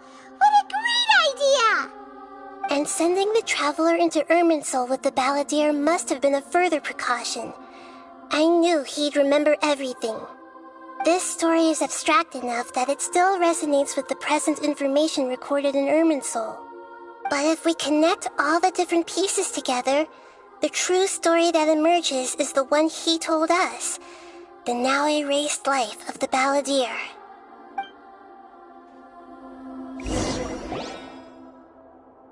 There was once a lone monster draped in fox fur. The monster found a family of foxes, joined them, and they became friends. The monster lived with the family day and night, and everyone treated it as one of their own. Once in a while, the monster would take off its fox fur at night and lament to itself as it gazed at its reflection in the water. I am a monstrosity, yet they are too foolish to see it. I pity them.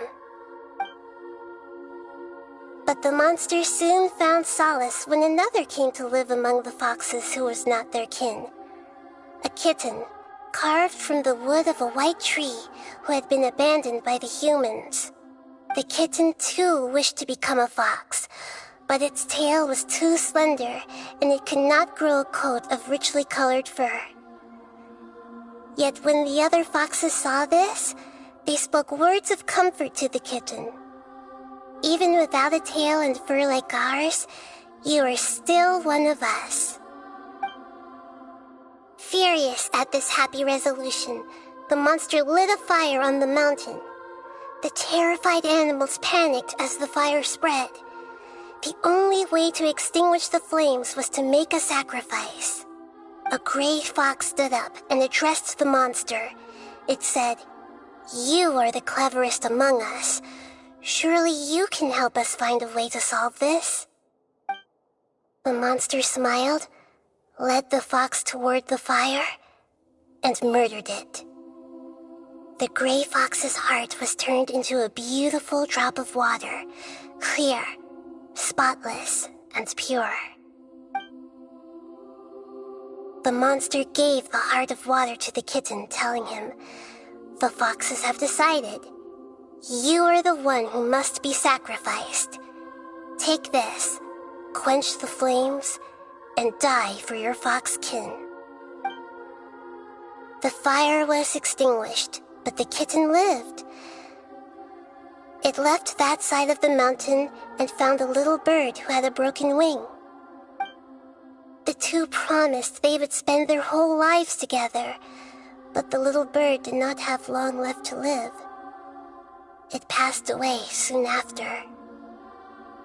After burying the bird, the kitten left the mountain for good.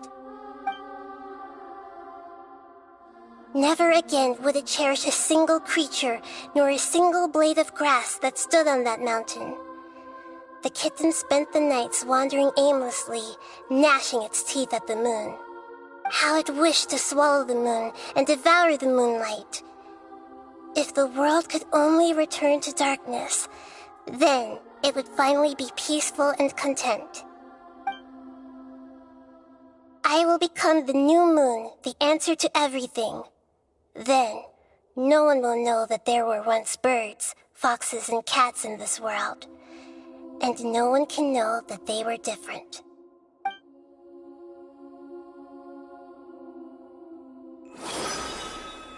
We solved it!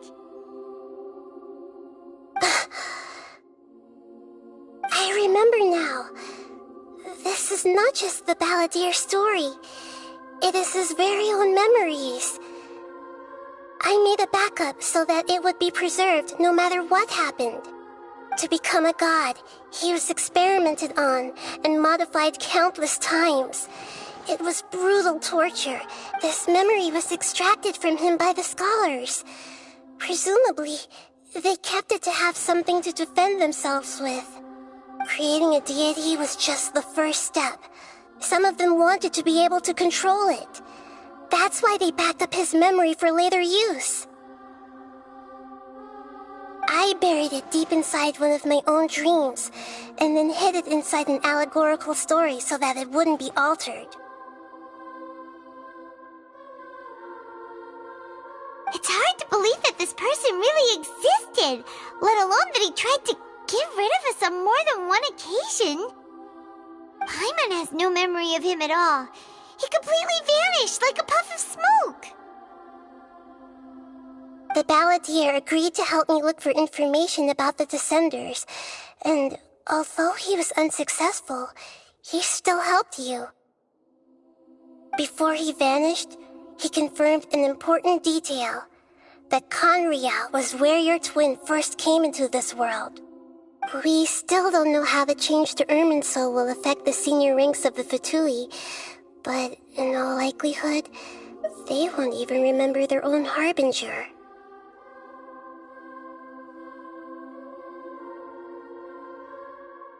It sounds like Paimon wouldn't like this guy a whole lot if he was still around.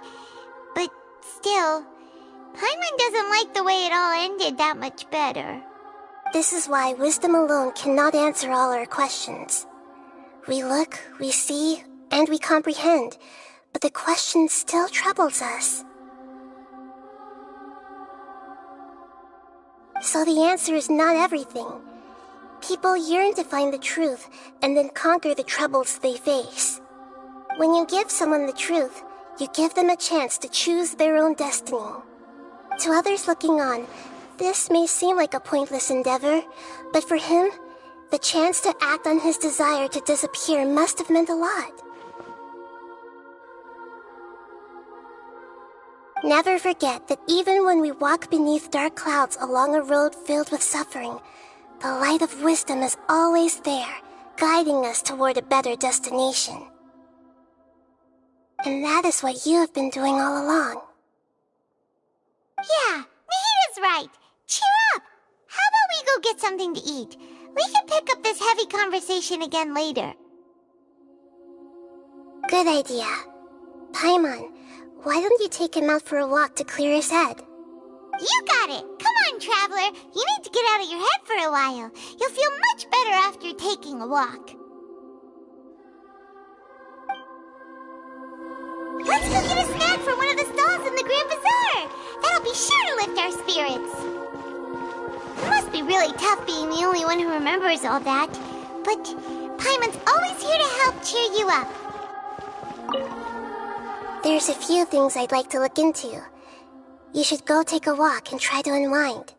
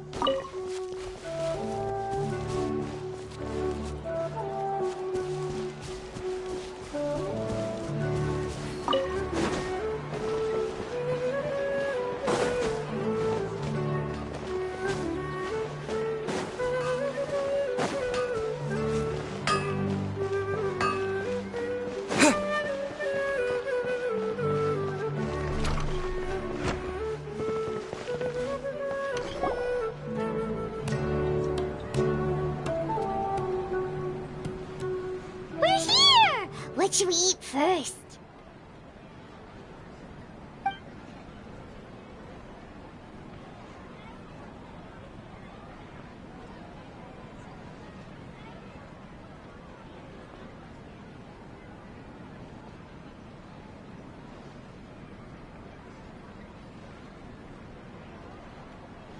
Hey, are you gonna answer or what?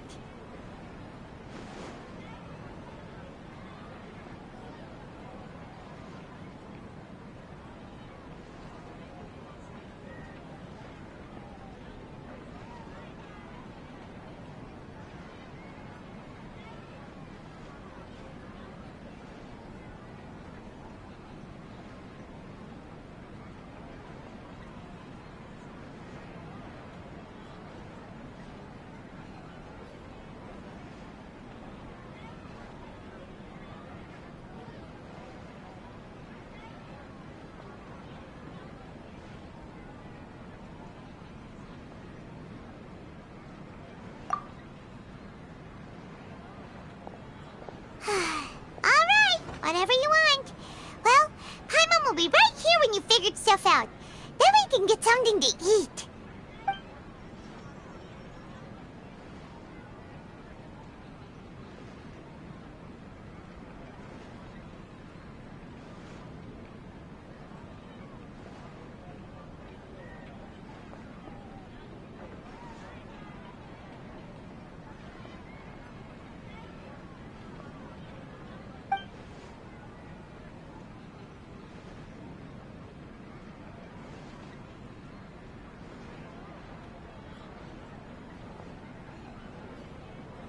What is it? Have you figured it all out?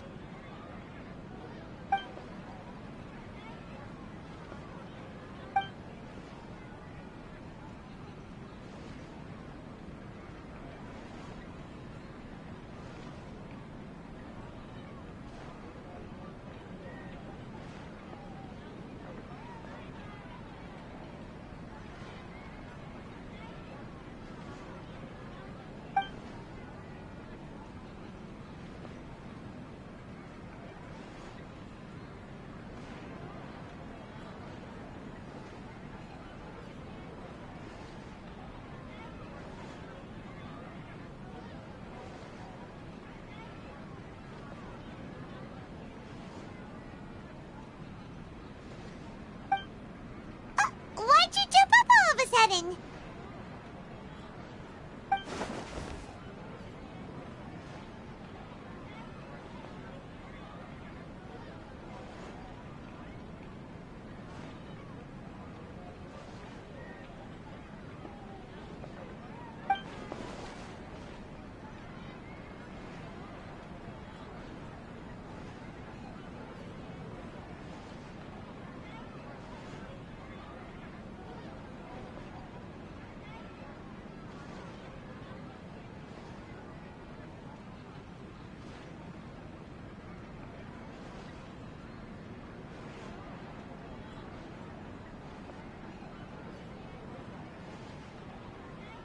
Excuse me, boss. There seems to be a small problem with the last bill. Look, here.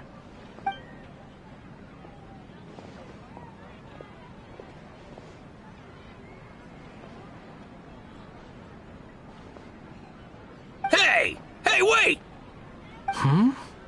You mean me? No, not you. That kid! Didn't you see? Little rascal grabbed my last 2 fresh Sunsettias and ran off. Look, if you're gonna help out here, you can't keep spacing out, okay? What is it? Work's too boring for you? Or has the big city got too many distractions? I wasn't paying close enough attention. Sorry, boss. I think you're right. Maybe it's the city. It's so exciting. It can be hard to focus. Who's that guy? You know him or something? He's who? You're a strange one, kiddo. You say you don't want any money for helping out here, and then when I actually give you some work to do, you keep letting yourself get distracted. I don't want to take advantage, so I'm happy to pay you what I'd pay anyone else. But if you keep acting like this, pretty soon I won't be able to afford to. No, please. I mean it. You don't need to pay me anything. I'm just so thankful you agreed to take on an outsider like me. You're welcome, I guess. But I got bigger things to worry about. Look, we're all out of Sunsetias, and I promised the lady down the street I'd deliver a fruit bowl this evening. Leave it to me.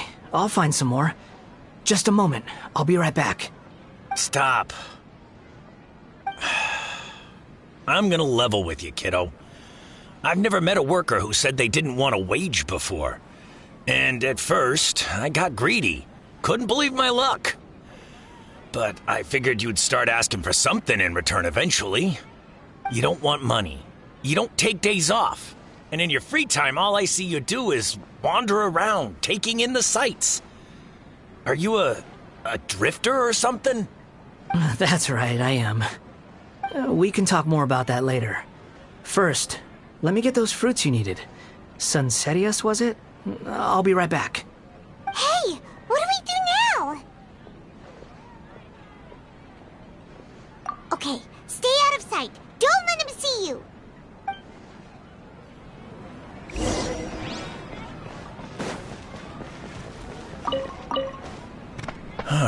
That was a good batch of Sunsetias, too.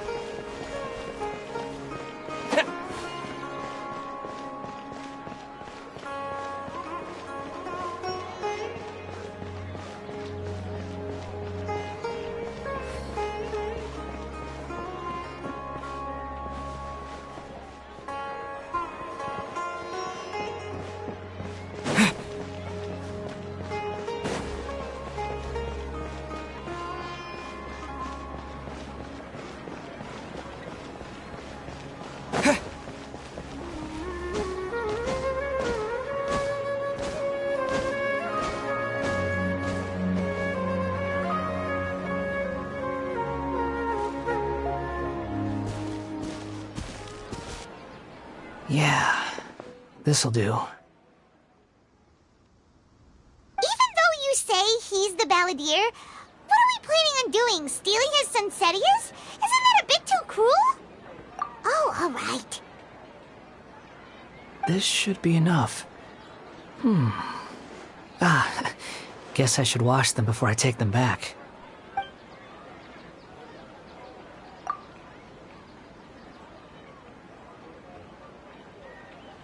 Huh?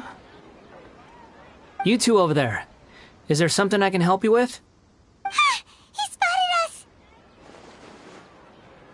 You've been following me all the way from the city. I'd have to be blind not to notice. Have we met before? No, we haven't met. But you know me? I have no recollection.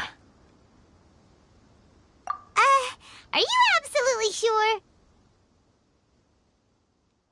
Sorry, but I just can't take your word for it. A puppet? What makes you think that? Huh? You were right! The look on his face! I guess you do know me after all. That is not something I share with a lot of people. Look, I'm just a wanderer. But seeing as you've gone through all this trouble to track me down, I'm sure whatever it is must be important. Okay, but please let me deliver these goods to my boss first. Are you really working for that guy? He said you don't want any more for it. Is that true? Yes, I ran into him out in the wilderness during a storm, and he let me take shelter in his cart. In return, I said I'd be his helper for a while. That's oddly nice of you. Let me take these back. Then I'll come with you, okay?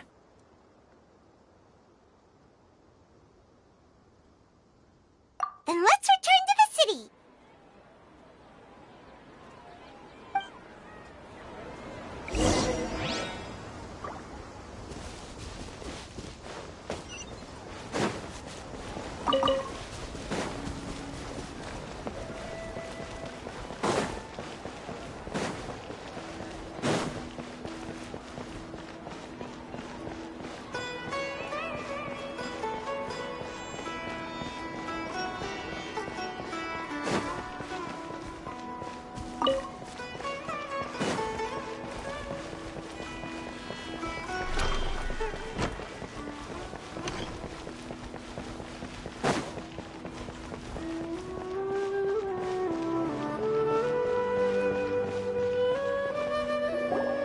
Here you go, boss.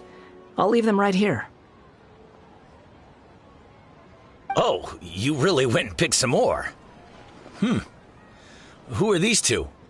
Something's come up, and they need to borrow me. Sorry, boss. I'm afraid I'll be away from the stall for a while. I was just about to pay you anyway. Go wherever you want, kid. Don't waste your time here. What? I get it, okay? You just wanted to help me out, to thank me for giving you shelter from the rain that day. Even then, I don't understand why you're so adamant that you don't want any pay for it. But look, it was pouring down, and there you were, sauntering along without a care in the world, like you had nowhere to be and didn't even care that it was raining. Imagine you were me for a second. It's a little weird, right? Why's this guy traveling during a rainstorm if he's not trying to get somewhere? And why's he taking a shortcut through the open country if he's not even in a hurry? But anyway, taking you in didn't put me out even slightly. You don't owe me a thing for it. Certainly not all this. Your time is valuable. You know, you should go live your life. But I don't...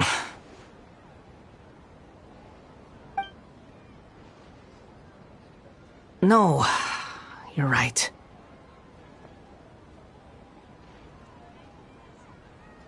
Then I suppose this is where we say goodbye. Thank you again for taking me into the city. Don't mention it, kiddo. I've run into all kinds of characters over the years. I just hope you find your path. Thank you.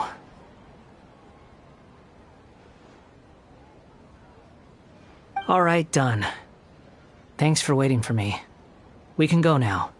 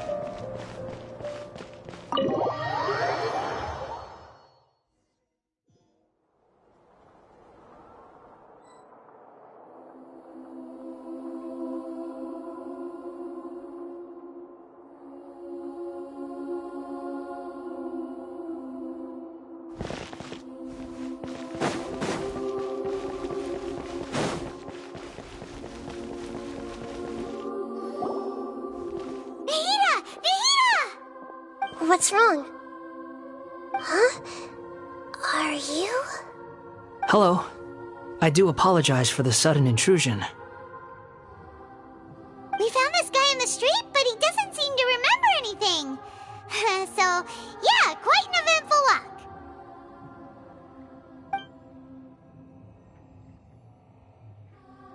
You say that you are trekking across Teyvat to train yourself. Many other Inazumans who describe themselves in this way call themselves Shugenja. Why do you refer to yourself as a wanderer? Well, it seems more relevant in my case. To me, it sounds like a plant with no roots. But these two claim that they know me, and that I have a hidden past unknown even to myself. I wouldn't call it the past, but rather... this is a difficult one to explain. I don't like to rely on using terms like this often, but in your case, it seems that it ought to be called, previous incarnation. Oh, like a past life or something? Yes, something far more distant than the past. So far away that you cannot perceive it. Okay, I have to ask. What was I like in my previous incarnation?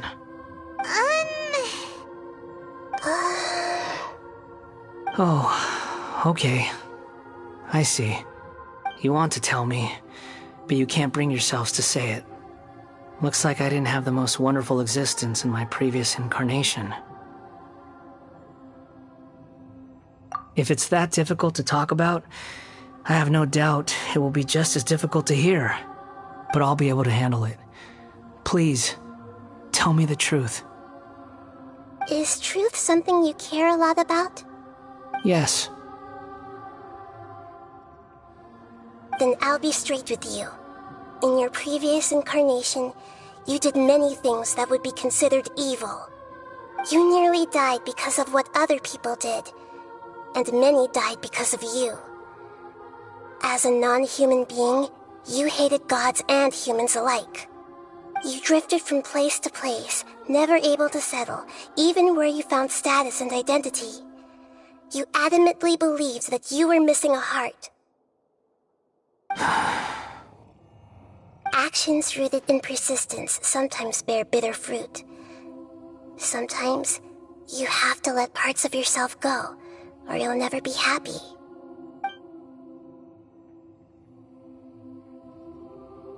I gave everything I had, but it barely changed history at all. In terms of the outcome alone, that's true. I don't think I can judge everything I've heard purely in terms of right and wrong. Each choice a person makes belongs to a specific place and time, a chain of cause and effect, a cycle of karma and consequence. That is the nature of truth. If one thing is right, its opposite must be wrong. And yet, dichotomies like this are not enough to explain the world in all of its complexity. It seems like my previous incarnation wasn't the most likable individual. We're not trying to hurt your feelings or anything, but yeah, we weren't your biggest fans.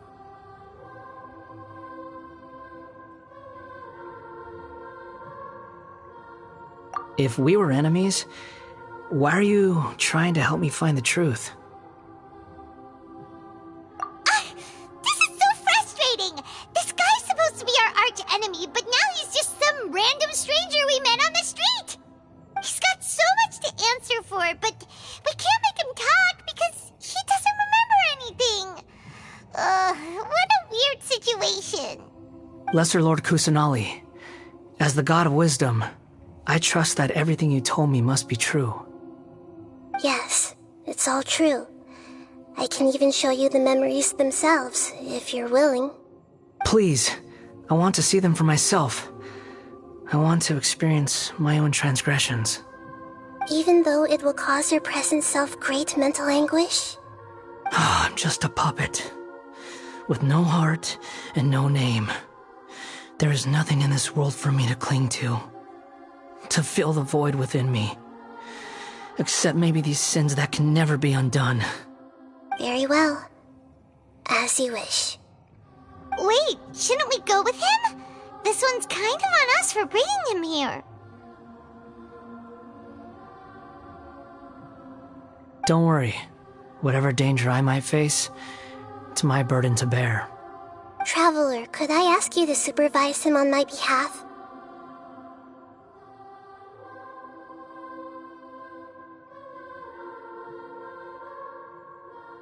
Oh, good point. Given your, unique situation, we'd better keep an eye on you. Understood. Thank you. Now, prepare yourselves, everyone.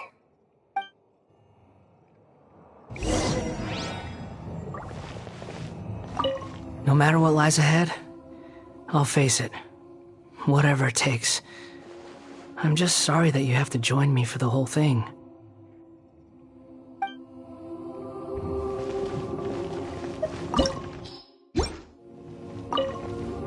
It's time to get ready.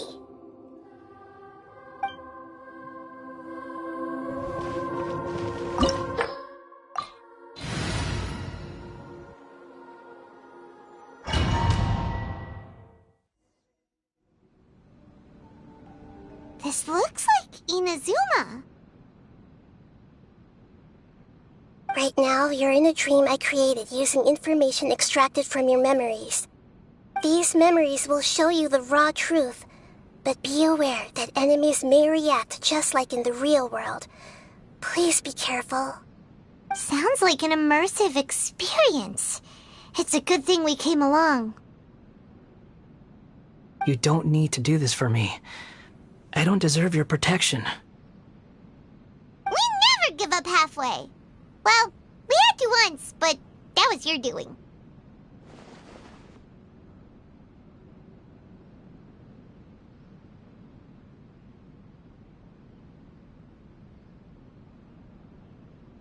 All right.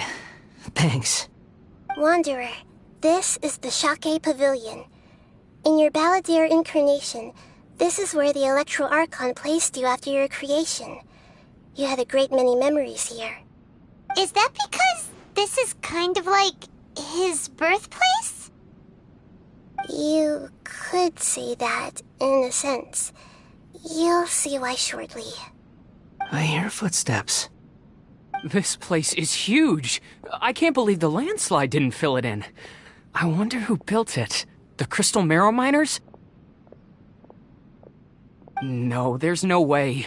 Look at this exquisite construction work, and so well preserved, too. No mining crew would be capable of this. There's someone passed out on the ground. Who are you? You're awake. What happened? How'd you get stuck here? Are you injured? Not a scratch. And these fine clothes. Who are you? This man is Katsuragi, deputy to Torichiyo's adopted son, Mikoshi Nagamasa. He found the Balladeer in Shake Pavilion and took him back to Tatarasuna. And the rest is history. Well, it used to be. In the original version of events, Katsuragi was ultimately killed by Nagamasa. Let me get you out of here. Our people are nearby. Hang in there. During the Tatarasuna incident, Niwa was murdered by the doctor disguised as a mechanic. The Balladeer, then known as the Kabukimono, disappeared not long after. As the second in command at Tatarasuna, responsibility for what had happened fell to Mikoshi Nagamasa. But Katsuragi had sworn lifelong loyalty to Nagamasa after the latter had once saved his life. At Katsuragi's insistence, Nagamasa killed him to put an end to the Tatarasuna incident.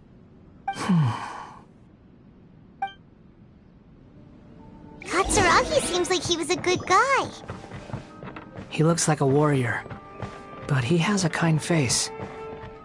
Why couldn't he live a long and happy life?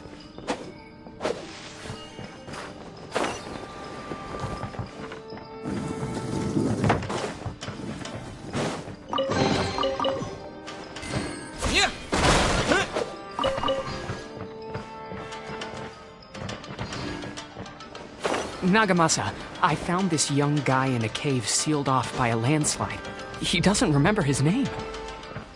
Well, we need to call you something. I hear the workers are calling you the Kabukimono. It's fine with me. Katsuragi, report to Niwa. Tell him we have someone new joining us.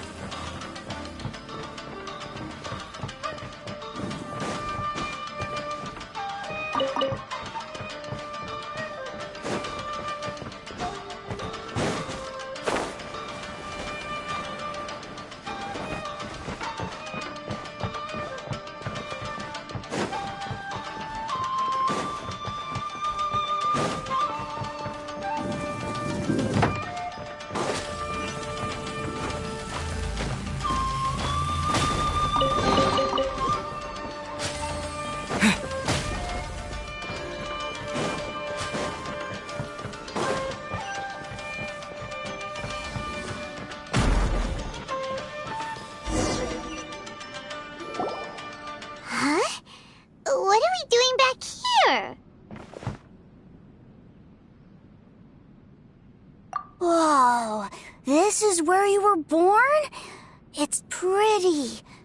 But there's nobody here. I was abandoned, like you. I lived here for a while at first, but there's nothing for us here. We can't stay. Okay. I heard my mom and dad used to make swords, but the factory manager died, and then my dad got sick.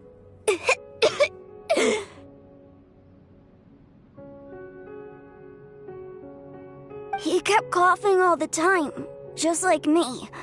Then Mom started coughing too.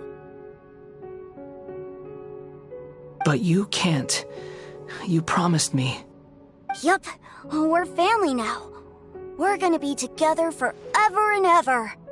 This child didn't have a name.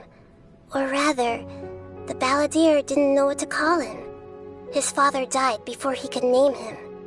After his mother died, the child stayed in their straw hut alone. Some of the neighbors helped to raise him. After leaving Tatarasuna, the balladeer ran into this child who didn't have a name, just like him. They made a promise to live together. What happened to the child then? He died from his illness while he was still very young. The balladeer came home one day and found that he had stopped breathing. Hey! What's wrong? Say something! You promised me we could be family! You're no different from Niwa and all the others. You betrayed me too.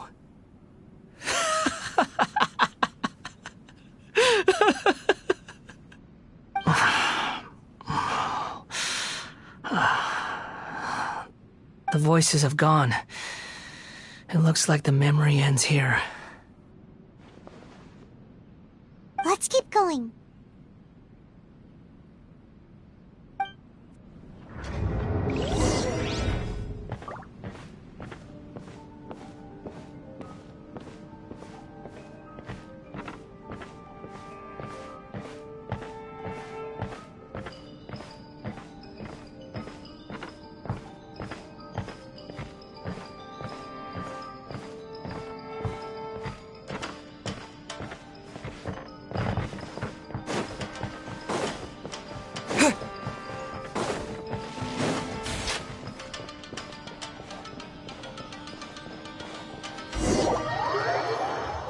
You do realize you're blocking my path. I come not to obstruct you. I've been waiting. What you are truly is a weapon. One that could be wielded with an iron will. Or you could continue to drift aimlessly. Are you trying to win me over? Long-fated rebellion has begun. Why not take your place at the banquet and join those who shall feast? Harden up. Windblade! Let's end this quickly! Yes, first! Let's not waste time! Boba, get them!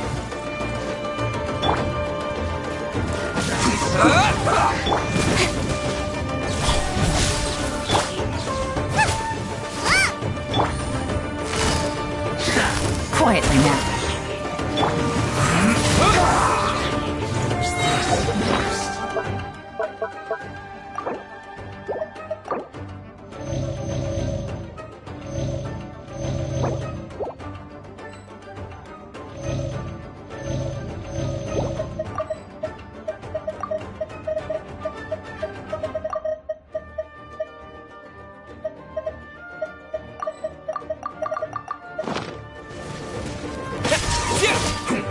Windblade! Disappear!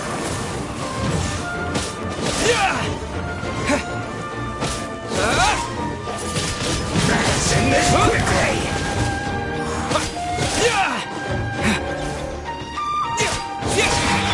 Gotcha! Things are about to get dicey. With sword comes shadow.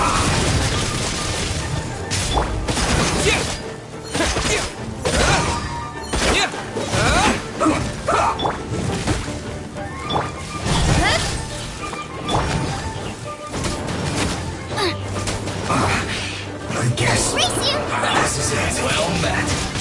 Wind blade. You can't run. Incoming. Well, hey. this should be fun. The frying pan into the fire. No quietly now. I see through you. Don't be a killjoy. We've only just begun. Speed of light. You can't run. Cut to the chase. Well, it isn't time for a break yet.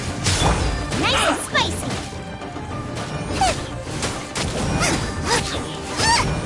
Eat this! Don't be a killjoy. We've only just begun. That all you got? Miscalculated. My work finished.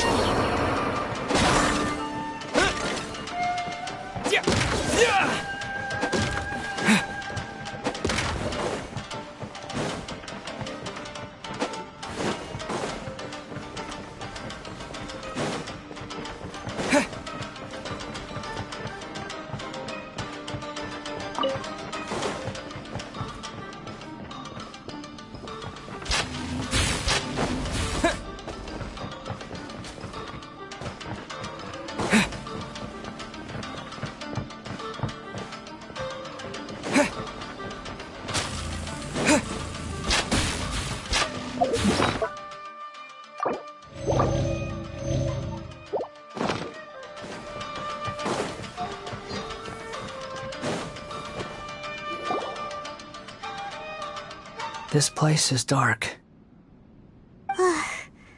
Paimon knows this place. It's the Delusion Factory in Inazuma. In the original version of events, the Traveler once encountered the Balladeer here. Such a creepy atmosphere. And so familiar.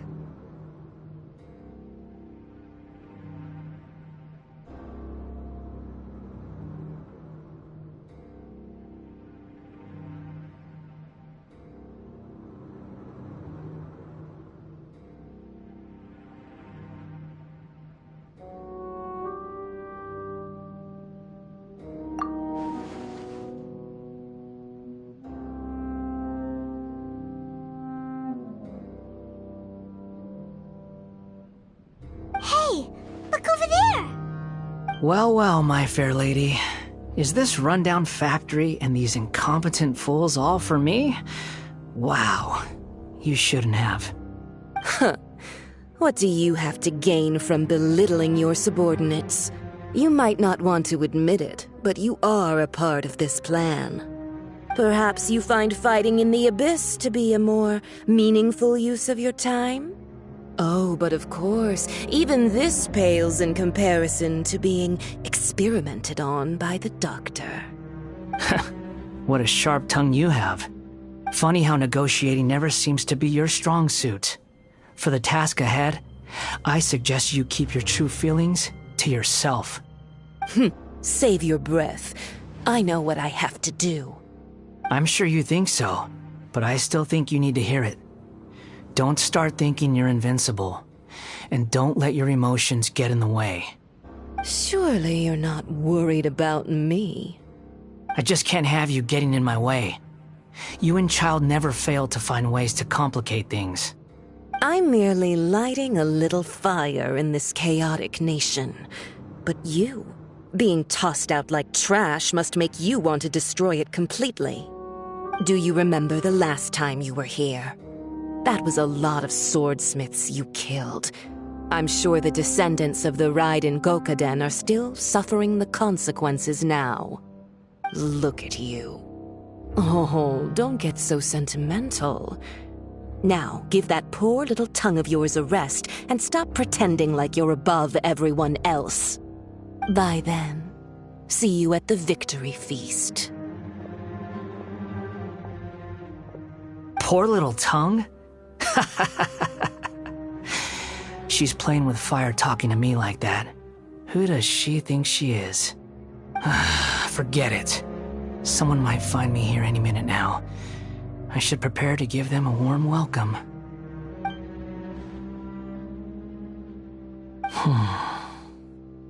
The plot does not end here. There is more of this story to come.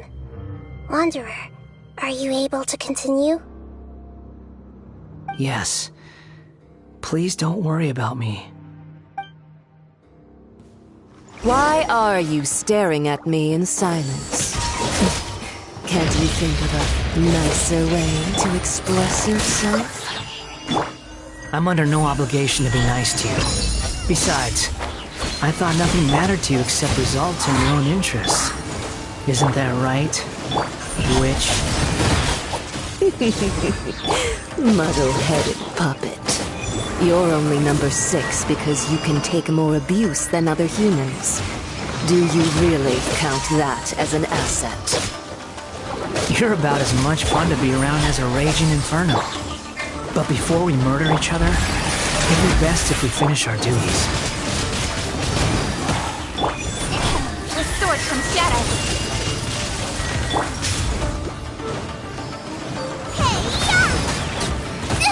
That really hurt! Gutsy. Take it easy.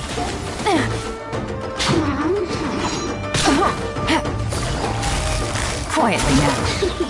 This is not the end.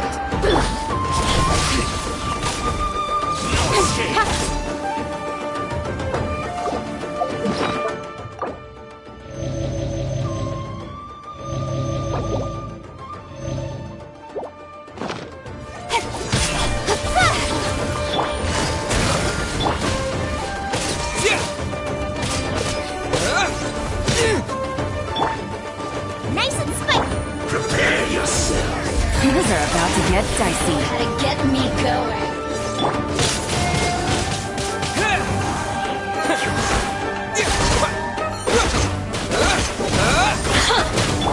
Boba, get them!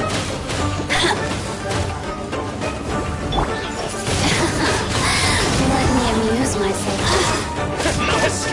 Nowhere to hide. Don't blink! Wind blade.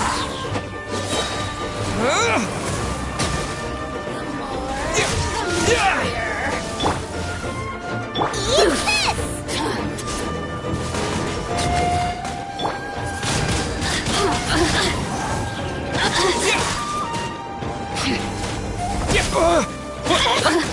Out of the frying pan! Busted. Take it easy.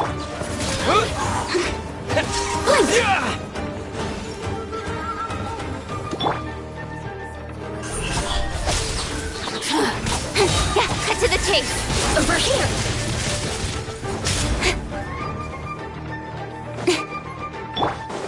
Nice and spicy!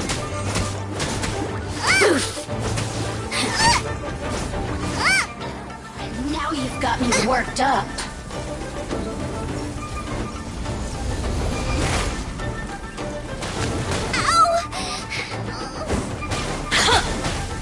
Game's up. Thumbs up. Let me amuse myself.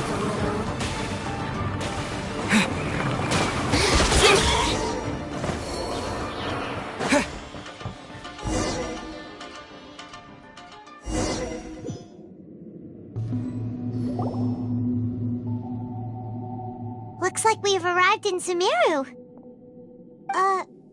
Is that? Considering that Amorta's sage, Nafis, refused to join this project, I'll take part in the experiment in his place. Welcome. I look forward to a fruitful collaboration. When do we start? You seem impatient. You should know that becoming a god is far from a trivial affair. The biological transformation is a lengthy process. As such, I too would recommend that we commence as soon as possible. In the event that a successful connection is established, his body will become permanently bound to the machine, and he will be unable to move independently of it. Nothing worse than what I've been through before then, Doctor. You were the most resilient test subject I ever came across. Thanks to you, I was able to garner a great deal of information. Alas, after that, you were under orders to remain in the abyss. We barely saw each other, and it became difficult to further refine the knowledge I had gained. That was gracefully worded. Ever wonder what they think if they knew that nothing matters to you, apart from your crazy experiments? I suggest you speak to me in a more respectful tone, Scaramouche. The mere fact of your utility does not make you indestructible. The doctor again? That was uncomfortable to watch. That person gives off a very sinister energy. It's normal for him to give you the creeps. He scares the bejeebers out of Paimon. Let's move on.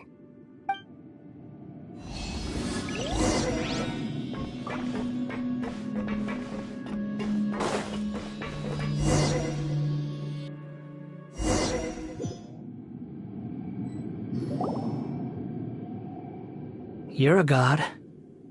Do you think I'm evil?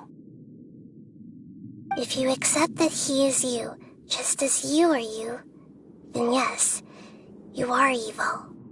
In your eyes, are there any differences between humans and puppets? Do you think there are any differences between your present self and your previous and future incarnations? If not, then what are the differences between humans and puppets? Whoever has tasted the joys and sorrows of life in the human realm is human. Whoever has loved and lost, cried with grief, howled with rage at the tragedy of death that eclipses the miracle of life, they are human too. I've seen enough of my past. If possible, I'd like to reclaim the sins that are mine to bear.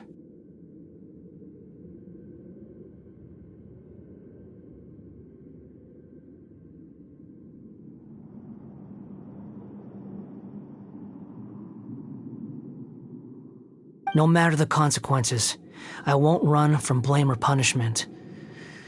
Whatever I am due, let it come to pass.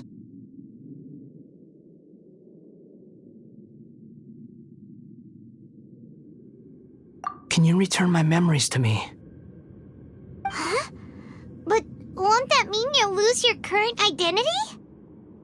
I've always believed that human lives follow a set of rules, with each person being a collection of past experiences. As a puppet living in a human world, my life is subject to the same rules. Regaining your memories means reverting completely to your previous incarnation. All the emotions that you discarded will return to you. Are you sure you want to do this? I've lived with a void in my chest my whole life. My creator didn't need me. And ever since I awoke, I've just drifted from one place to the next. But then I met you. And I finally realized that reclaiming my missing sins might be my one opportunity to become my true self.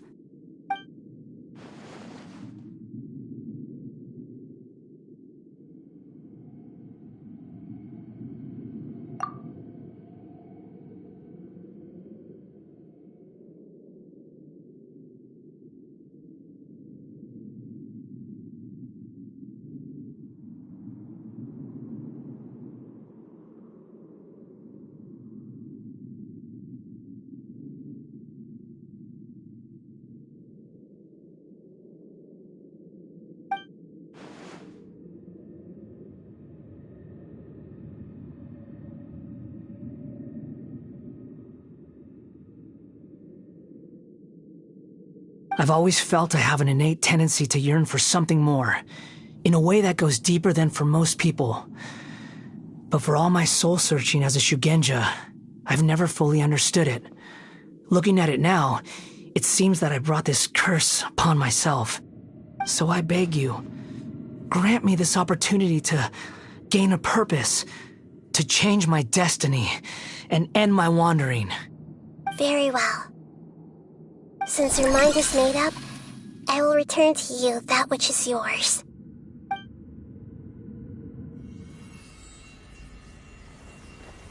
You have made your decision. Now, take this.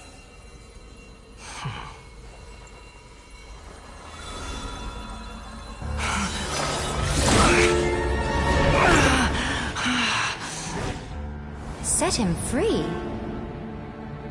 A puppet? What's he doing here? You're a human as far as I'm concerned. Everyone's here. Wonderful. What a fine blade. Nagamasa will be thrilled. This is my...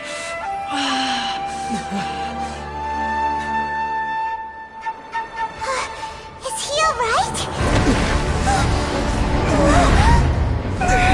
No way!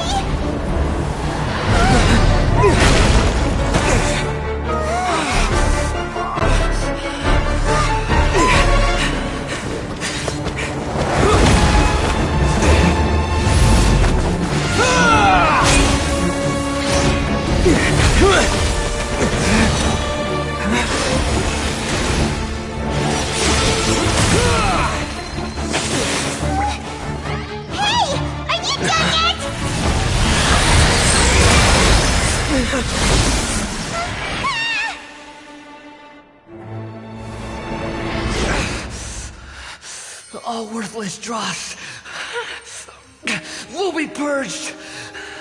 That's why this won't be the end.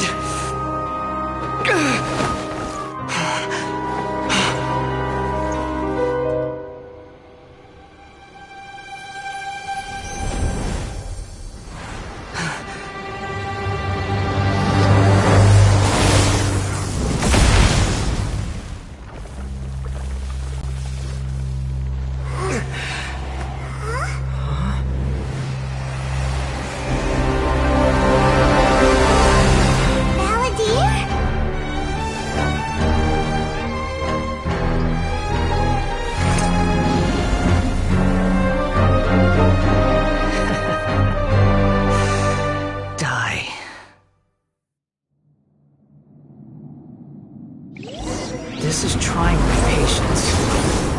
Have you got all your memory just now? Got any questions?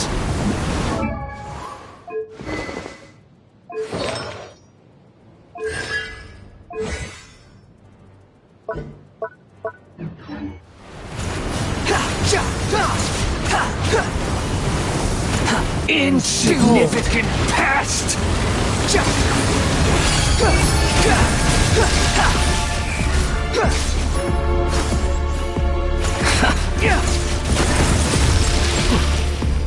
Squall and Fury. At my command, you shall fall.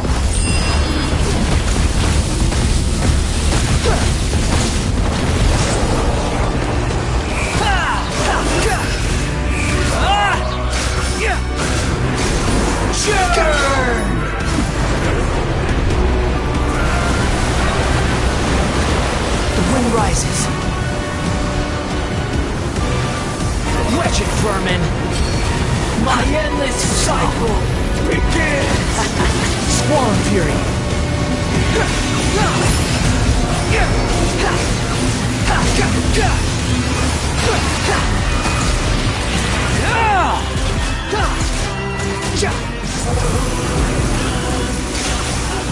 Perish!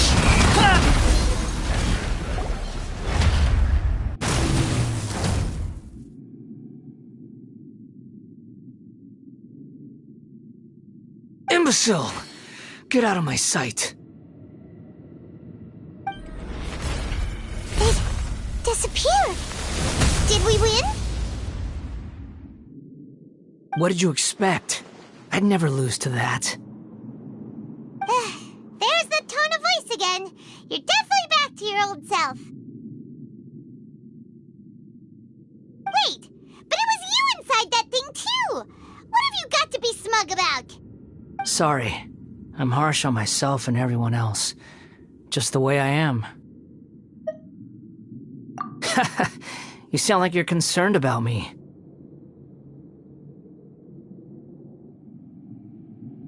But don't worry. Thanks to you, even if I didn't change a thing, at least I now know the truth. The memory recovery seems to have been a success. This dream has served its purpose. Come on. Let's continue this outside.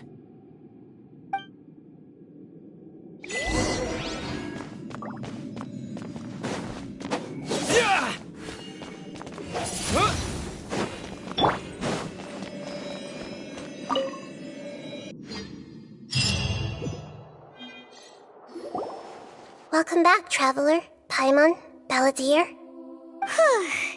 feels like we just went on a really long journey. Paimon's exhausted. You don't like being addressed by that name? It's fine. But I was just thinking, I should probably change it. After learning about everything the doctor did, there's no way I can carry on using a name connected to him. I'm not planning on returning to the Fatui, and they wouldn't take me back anyway. Recent events will have affected a lot of people, and they might not even remember who the Sixth is. So, you're quitting the Fatui for good?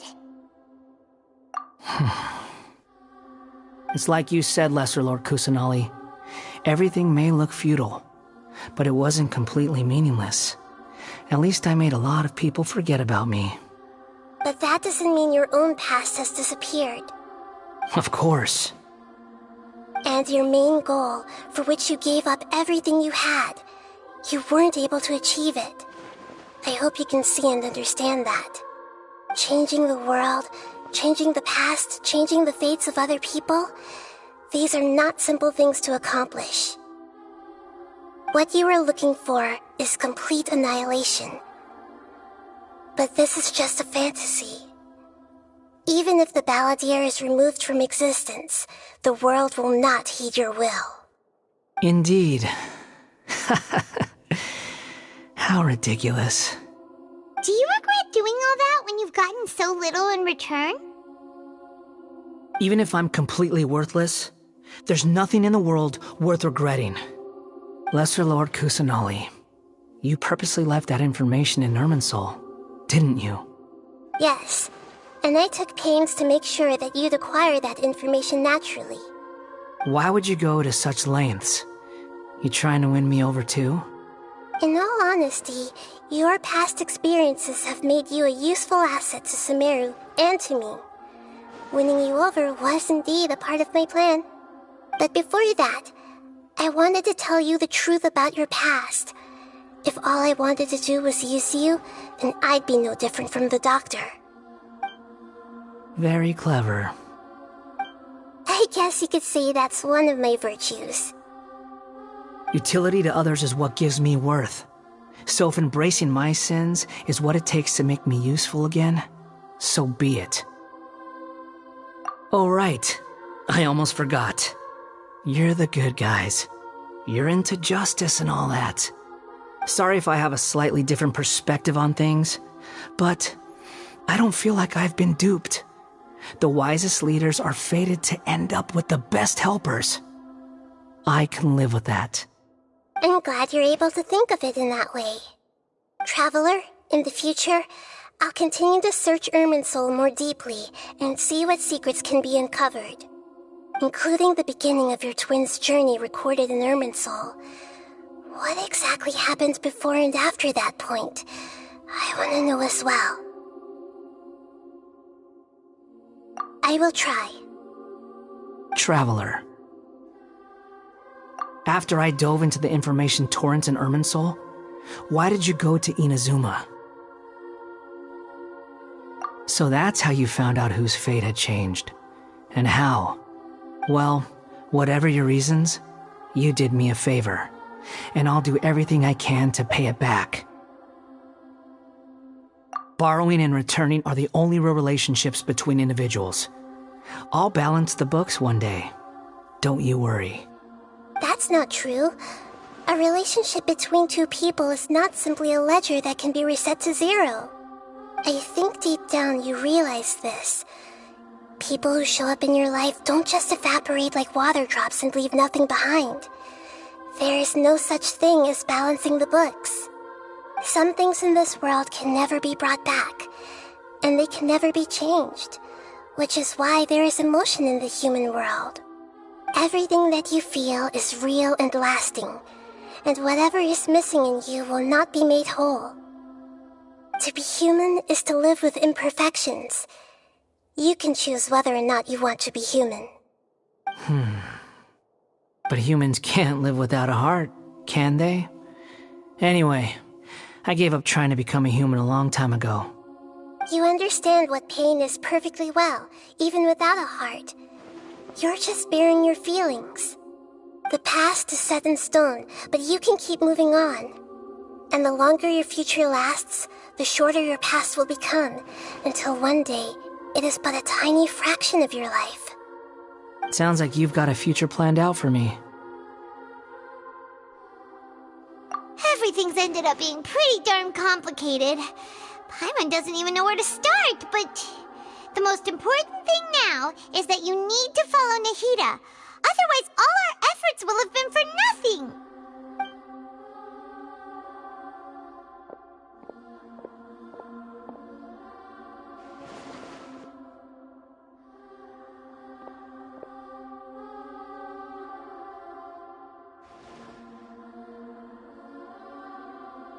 Then I guess I'll be helping you from behind the scenes from now on.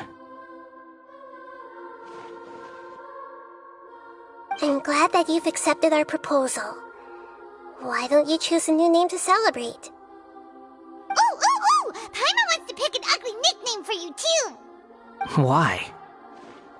Because Paimon still doesn't like you that much. Then I hope we don't see much of each other in the future. A name is life's first gift.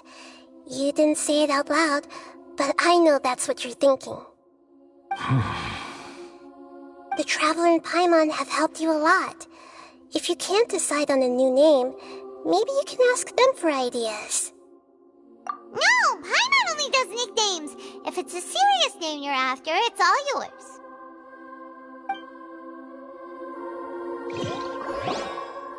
Have you got anything?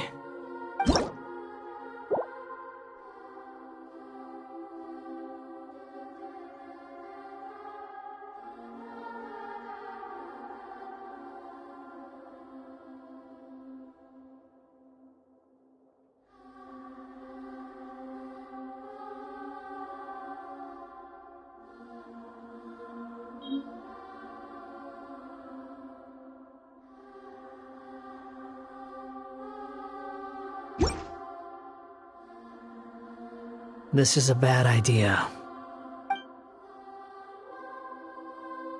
Okay. Have you got anything?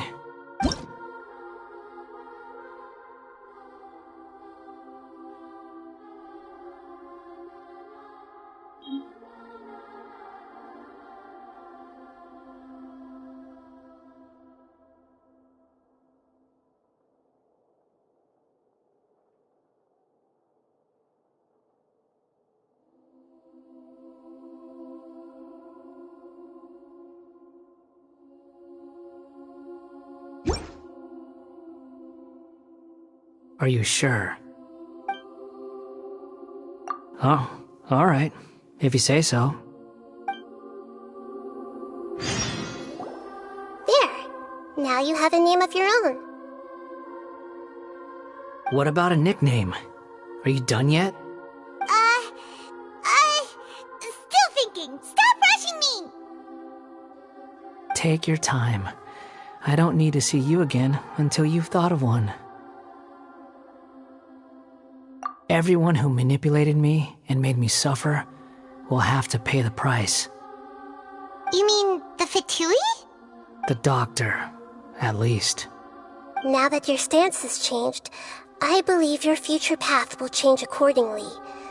But it won't be immediate. You still need some time to compose yourself. One more thing. There are still some descendants of the Raiden Gokuden living in Inazuma. Some of them know. Well, they ought to know about the connection between Raiden Gokuden and myself. I don't plan to leave Sumeru for the time being. If you see them in Inazuma, please tell them that I was the one responsible for the Raiden Gokuden's downfall. Even though the events have been erased from the world, they still deserve to know the truth. I see. That is up to you. Huh? But if we do that, then... It's fine. Let them stab their blades into my chest if they so desire. Maybe that's how it always should have been. What's that look for? Don't make that face. I know what I'm doing.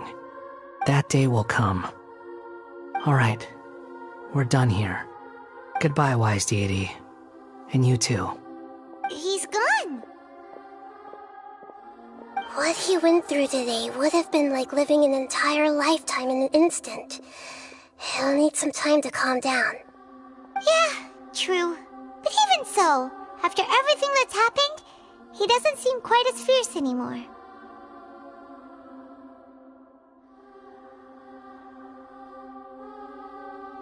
So we can finally go eat? Paimon is starving. Thank you both. I hope you will find somewhere nice to go and relax for a while.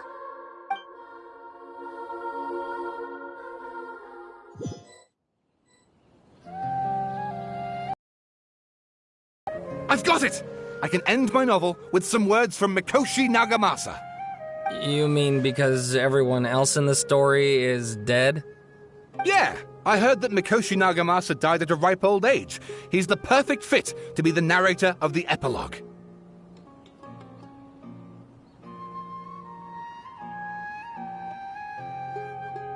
The dark clouds had dissipated, but they continued to cast their shadow in Mikoshi Nagamasa's mind for decades to come.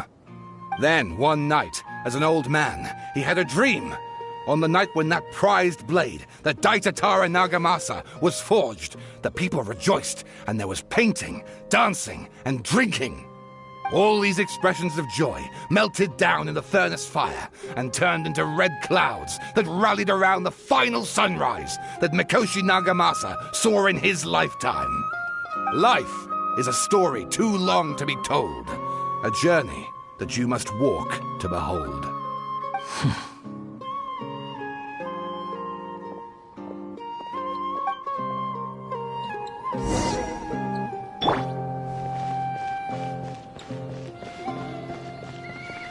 Akaba, thanks for inviting me to research together.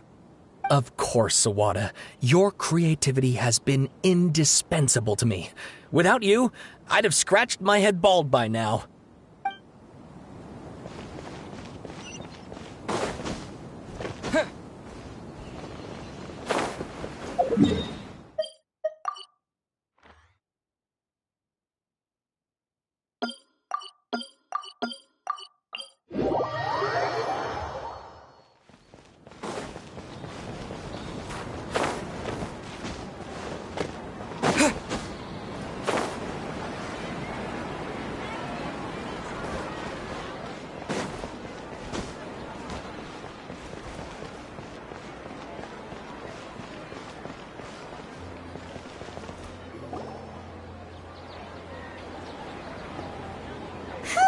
It's about time we had a break.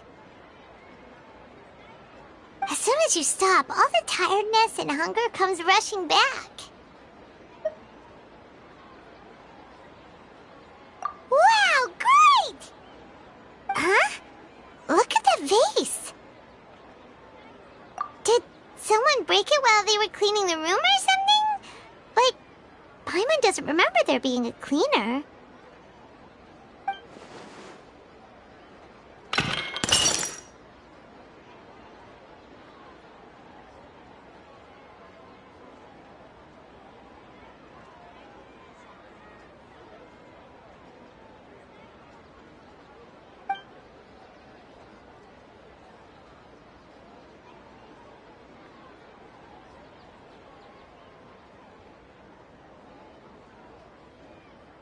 You sound lost and confused. I know why you are troubled. Any who knew of this would find their mind overwhelmed. Is there someone here talking to us? Unfortunately, the fate of Tevat cannot easily be changed. Perhaps a god may have a slim chance, but for anyone else, who can say? When a small animal runs into a tree trunk, though the tree may sway, it is not displaced. The same is true of fate. Like a vase that falls to the ground. Whether it is broken by a cat or by a bird, the result is still a broken vase, is it not? Who are you? How do you know about all this? History does not change easily, but human hearts can. Believe your own eyes. Only that which you see is true. What is unseen is but an illusion. The voice has disappeared. And who the heck was that? And what were they doing coming out of nowhere and saying all that scary stuff?